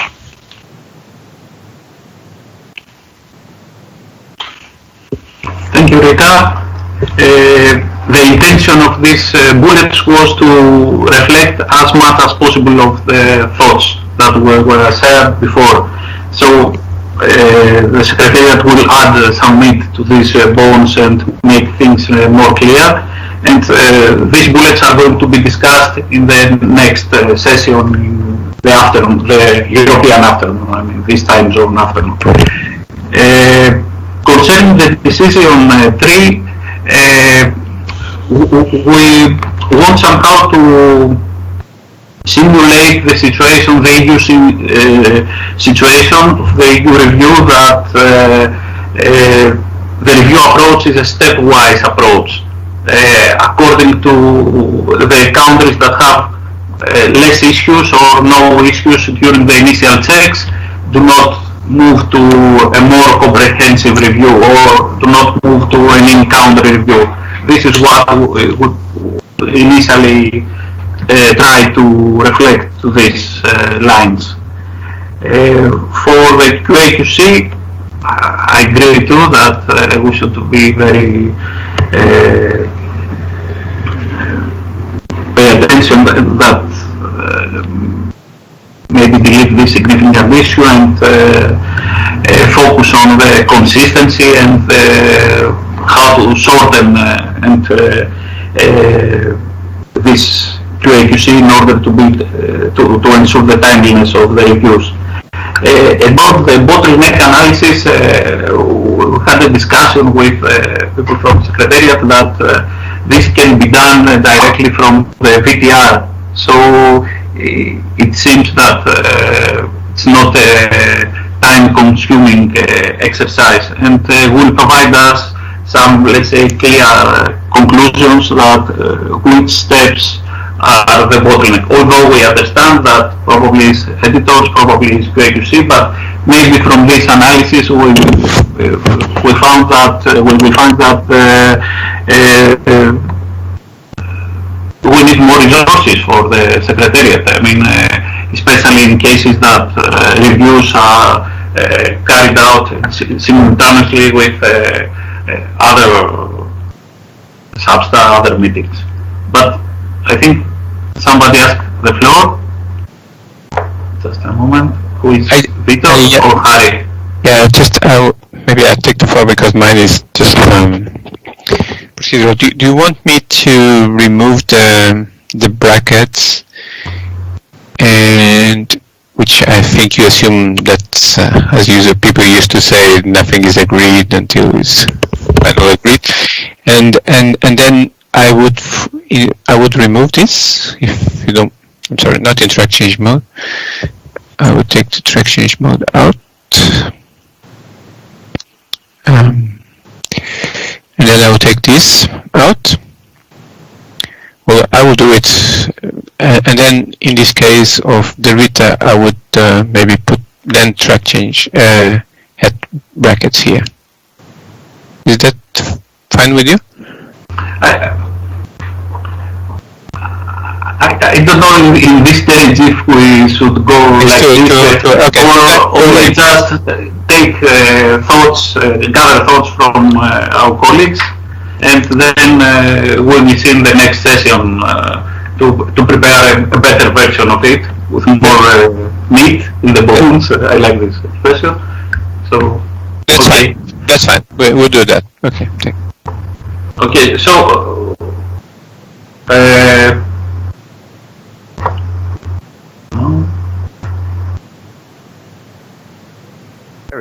Harry, asking for the floor. Yes, so hi. Okay, thank you. On para 2A, as I made a comment to the current table 2, my suggestion was more that table 2, as it now stands, is more or less the full checklist, added with some reference to the issue numbers. It could move into an appendix, while those items of table 2 that are not in line with the guidelines or not with the IPPC reporting guide, so that is the case where you have the exceptions, that it could be included in still a shorter table and have some wording in that highlight summary. So my suggestion was also not including all elements in table 2 from the checklist, but make it shorter and with that emphasis on what is still outstanding or not fully. In all these topics, I'm wondering what could be handled prior to this year's review, because we are now already almost in July and the review starts at some moment, and which topics should wait for next year's review.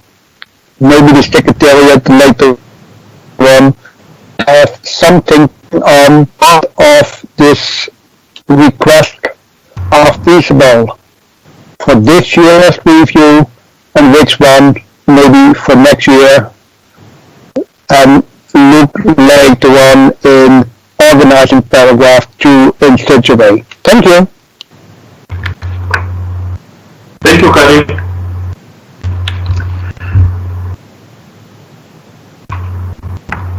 For sure, it is not easy to implement all these issues in here, so we should somehow separate this issue or put the language that Harry proposed as feasible or as appropriate or something like that. Okay. Can I just respond to Harry? Yes, please. Yes. Usually it takes some time. Anything with the template, or this will require that the template is made available in a VTR some weeks in advance.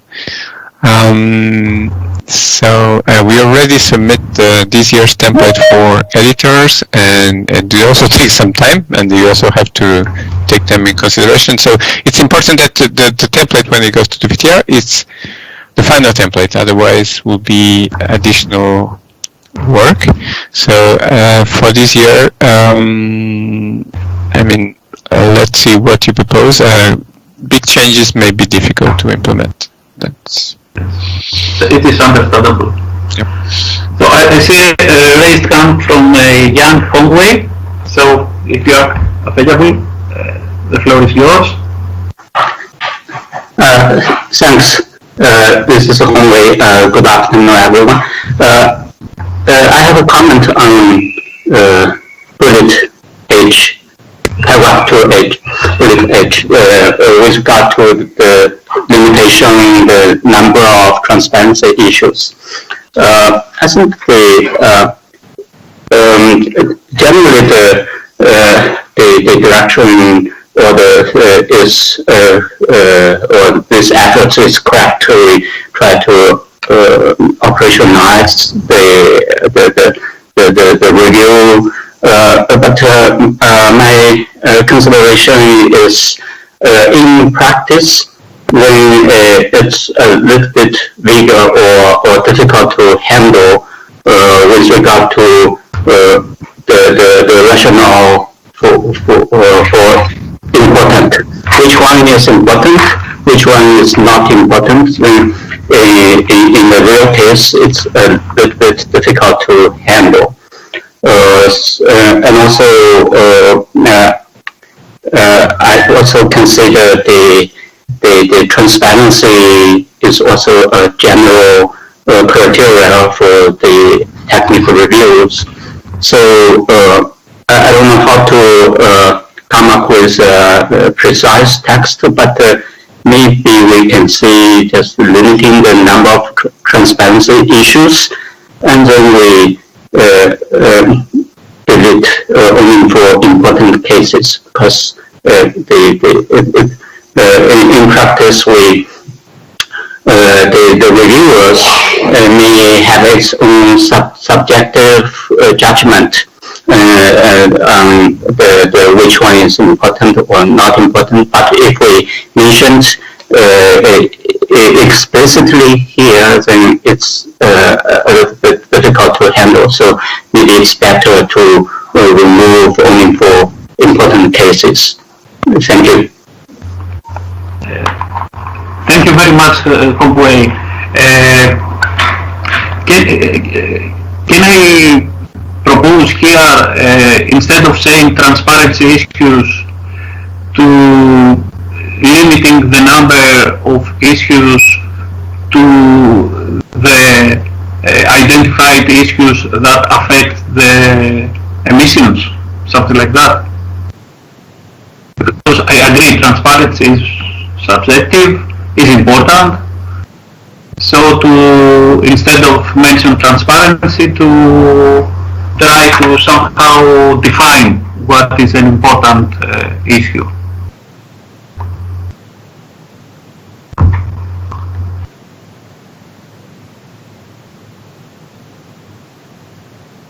Okay. Hongwei, I see your hand, or? Sorry, I mute my computer. Yes, I think we can maybe we can have a different text here or change some terms just to make it more I'd say feasible in the real situation.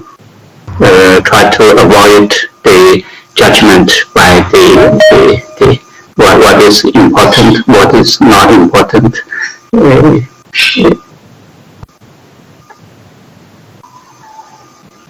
Thank you very much.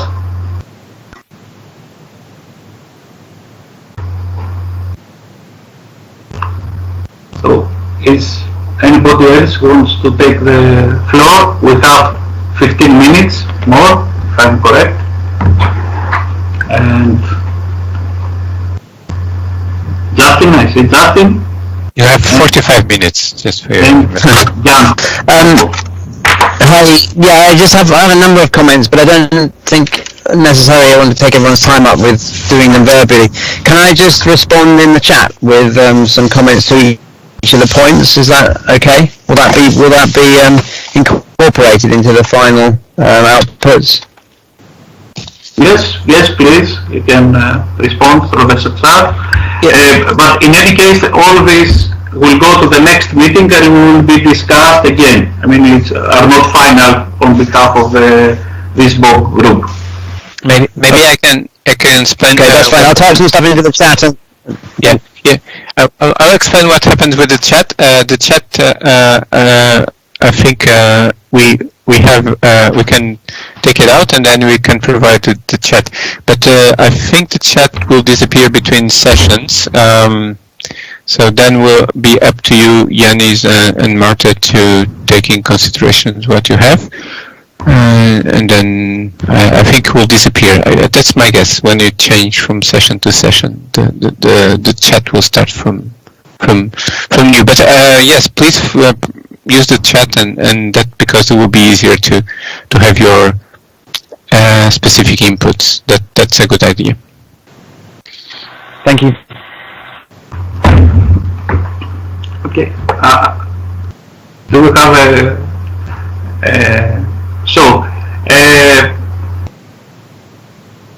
I don't see any hands, but no, there is one. No.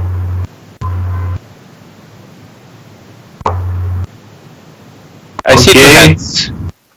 I cannot find them, but there is Jacinth. Does it appear now? Yes. That was my old hand. Okay, it was an old hand. Okay. Is it possible from Harry to propose some text about the KP accounting challenge that we discussed before? But now Rita has a new hand. There is a hand from Rita. Okay, then after Rita, Harry. Okay, Rita, the floor is yours.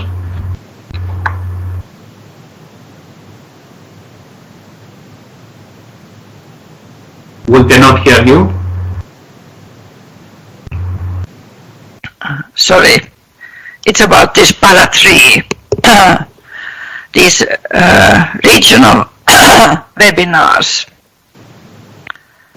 Are these meant for reviewers or for the inventory experts? I think when you look at the EU, so these are the EU webinars are for the inventory experts, so that they learn from the collective review process and can take this into account in improving their reporting. And I think we should be clear on this.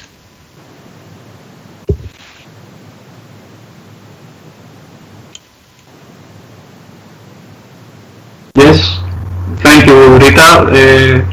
I agree on that, but this was proposed from Thelma, but Thelma is not available to describe her thought, but I agree with you that we should be more specific, that these webinars which will be the audience of these webinars.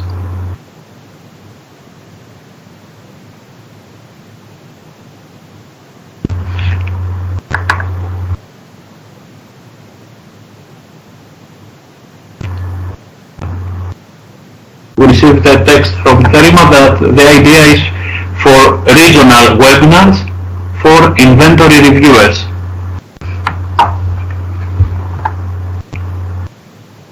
So if you want Victor to I think well, I don't know the idea, but I think Thelma is available, not in the chat, but by sound. That's what she's telling me by phone. Okay. Thelma is on the chat now. She's on the chat. And raising her hand. Yeah. So, Thelma, the floor is yours, so if you can... she says, you can read as well. That is the idea of the regional webinars. Hi everybody, can you hear me now? Yes, Thelma. Oh gosh, good morning everybody, sorry for these problems with the webinar. Little by little, we overcome the issues. But anyway, thanks very much. And yes, I think the regional webinars are really important. I thought initially that we could have for inventory experts, but this does not mean that we have to exclude or have separate webinars also for the lead reviewers. So I think that we have to explore more the idea of having the regional webinar to capacitate or to make, to engage possibly more of the inventory reports into the most significant issues and how we deal with those, But this does not exclude obviously the lead reviewers. So I think it's a broad concept. Yeah, here. I don't know if this helps. No, thank you, Thelma. It helps that the focus is to make the people focus on the significant issues, the reviewers, the experts, the most significant issues of the review. Thank you. So, Rita, your hand is, you want the floor? Yes, because I think my original thinking was that this would have been some kind of interaction between reviewers and inventory compilers, and I can support also organizing these kind of webinars for reviewers, and I don't think we should make then any difference between whether it's lead reviewers or other reviewers who will be participating. I think the participation should be as broad as possible in a webinar. So maybe some text could be added in this line, and I think it would be then also good to have these webinars recorded and put on the UNFCCC website, so that everyone who's interested in looking at them can look at them, because that way they would be most useful, that every reviewer and every inventory expert can look at them later on, if it's not possible to have them all included in a webinar.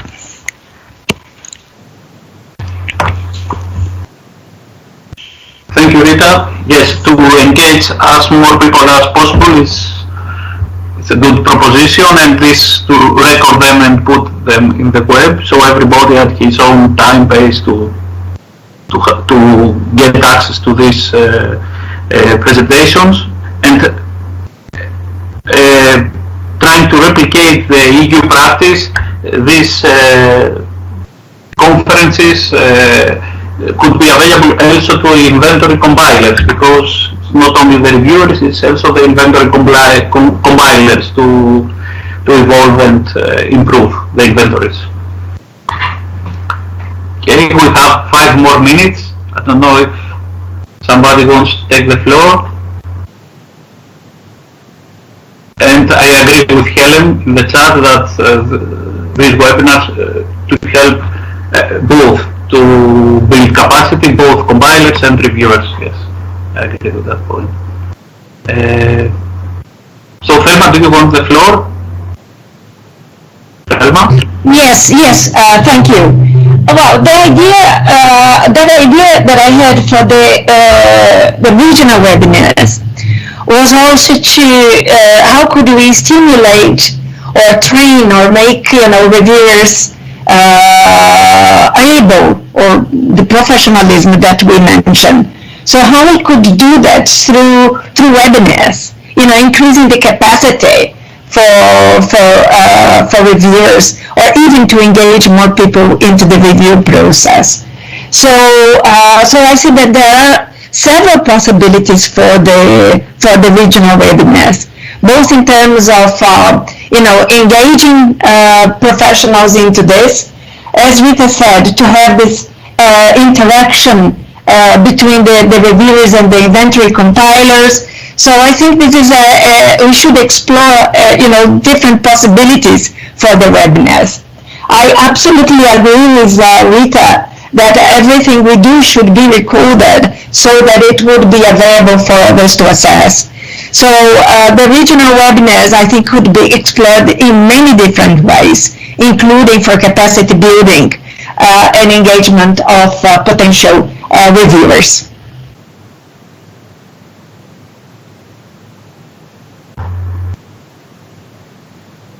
Thank you, Thelma. We will take note of this conversation and improve the drafting of the conclusion. But I see that Justin provides some comments, so please, Vito, our other colleagues in the Secretariat, please copy-paste to a document that we do not miss it. And also there is a question from Harry. Would it be possible to have one webinar after the 2020 review, latest by January 2021, if this is feasible?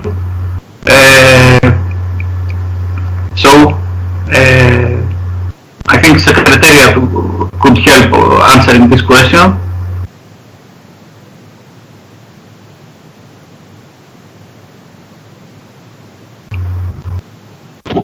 So it seems a good idea. Yes. I think, sorry, but first I was copying, so if you don't mind repeating the question, I think it's Harry's questions on 2020. Yes. Yes, to have another webinar, probably discussing issues arised during the next review. Yeah, I think if we can organize it, well, of course, I need to check the calendar, and I also need to check if I don't think we need much funds for this. So, but I think we'll look at it, and I think in principle, yes. We also have to see when is the time for the next lead reviews meeting. That's something that we have to consider carefully, but yes, you can, maybe not January, but could mention the beginning of 2020.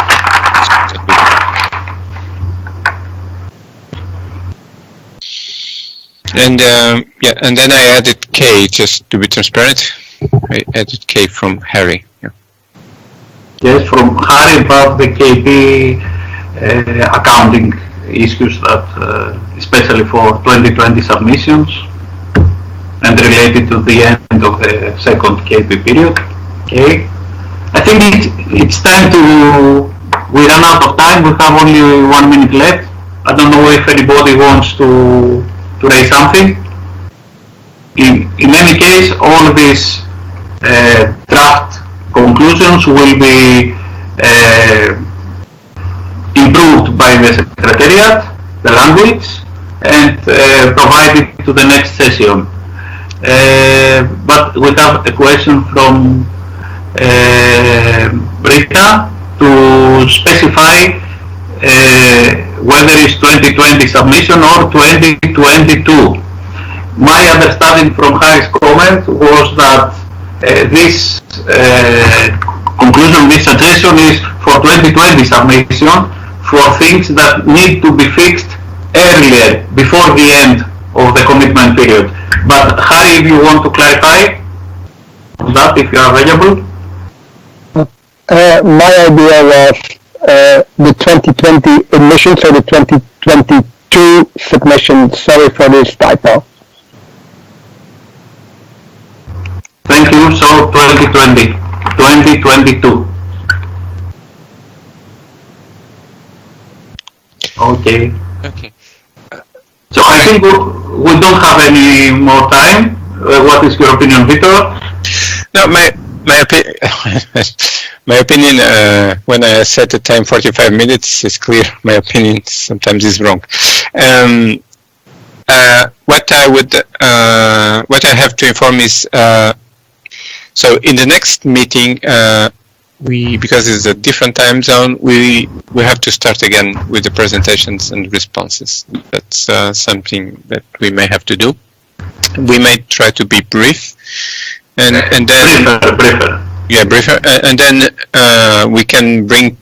I don't know if you want us to work on the, well, of course, with you with the text, or you want to show the same. I think it's better to work with the text a bit and try to make it better. Okay. Looking because it's just we reflect the bullets. We don't take that much the language into account. Okay. So we some QA/QC. Okay. Editorial. Okay, we can do that and then provide to you, and then you just take in consideration what the proposal. That's fine. And then I think some our colleagues maybe it will be difficult for them to stay for wait until 4 o'clock. In 4 o'clock here, yeah. So we do you think you should share this, or it's confusing, and then we share it only at the end? We will see. I think we start with the briefing from you, Klaus, Melanie, maybe, and the questions to the survey monkey, and then you share. Okay. Share, but at this moment I would like to thank everyone for this active meeting, for all your comments, for all your suggestions. Especially thanks, of course, to Klaus, Melanie, Vitor, Karen for the presentation, and my co-facilitator Martha. You may not hear here, but the drafting of the draft conclusions, etc., all were prepared by Martha, and Martha will take over the next session in the afternoon. So if you want to hear the voice of Martha, please attend the next session and you will hear her. Thank you, Yanis. Still, there's a question from Rita in the chat. Again, some people may not attend, so yes, the idea is that the idea that we would share at the end, by the end of the meeting, which will be 7 o'clock Central European Time, and we maybe again need some time for polishing, and then we would share with you, and then we would share this with the co-facilitator. You would share with the co-facilitators. Yeah. So that's the plan. So maybe you have it. I don't know. Yanis, maybe 7:30 or something. You mean to share the final draft conclusions at 7:30 or 8:30 Greek time with the rest of the team, and are we going to allow people for sending comments? What? Well, it will be up to you, but then you have to be careful because some people are will be in the night, but then you have to I mean, let's discuss this. You need to provide this in the morning by 2 co-facilitators. So this may allow New Zealand and to comment, but then you have to be fast in addressing. Yes, but we can address the comments of some people, but the other people, the other part of the group, will not be aware of the comments. So I think it's better at the end of the next meeting to have, let's say, a final document or something like that. But then, because New Zealand, Australia, Japan, and they will Philippines, they will be sleeping. Maybe final comments, maybe not much in the language, could be taken in the morning, but you need to be efficient on that. So we share it at 7:30, and then we'll continue polishing the language. So, Okay. Thank you very much. Thank you all. So thank you very much, and see you at 4 p.m. Some of them, if you want to continue. Otherwise, the new colleagues, and if you want to come back, there will be a different link, right? So it's in the email from Tina. Yeah. Okay. So thank you very much, and see you in 3 hours. Okay. Thank you. Bye. Thank you. Thank you. Thank you. Bye. Yeah. Thank you.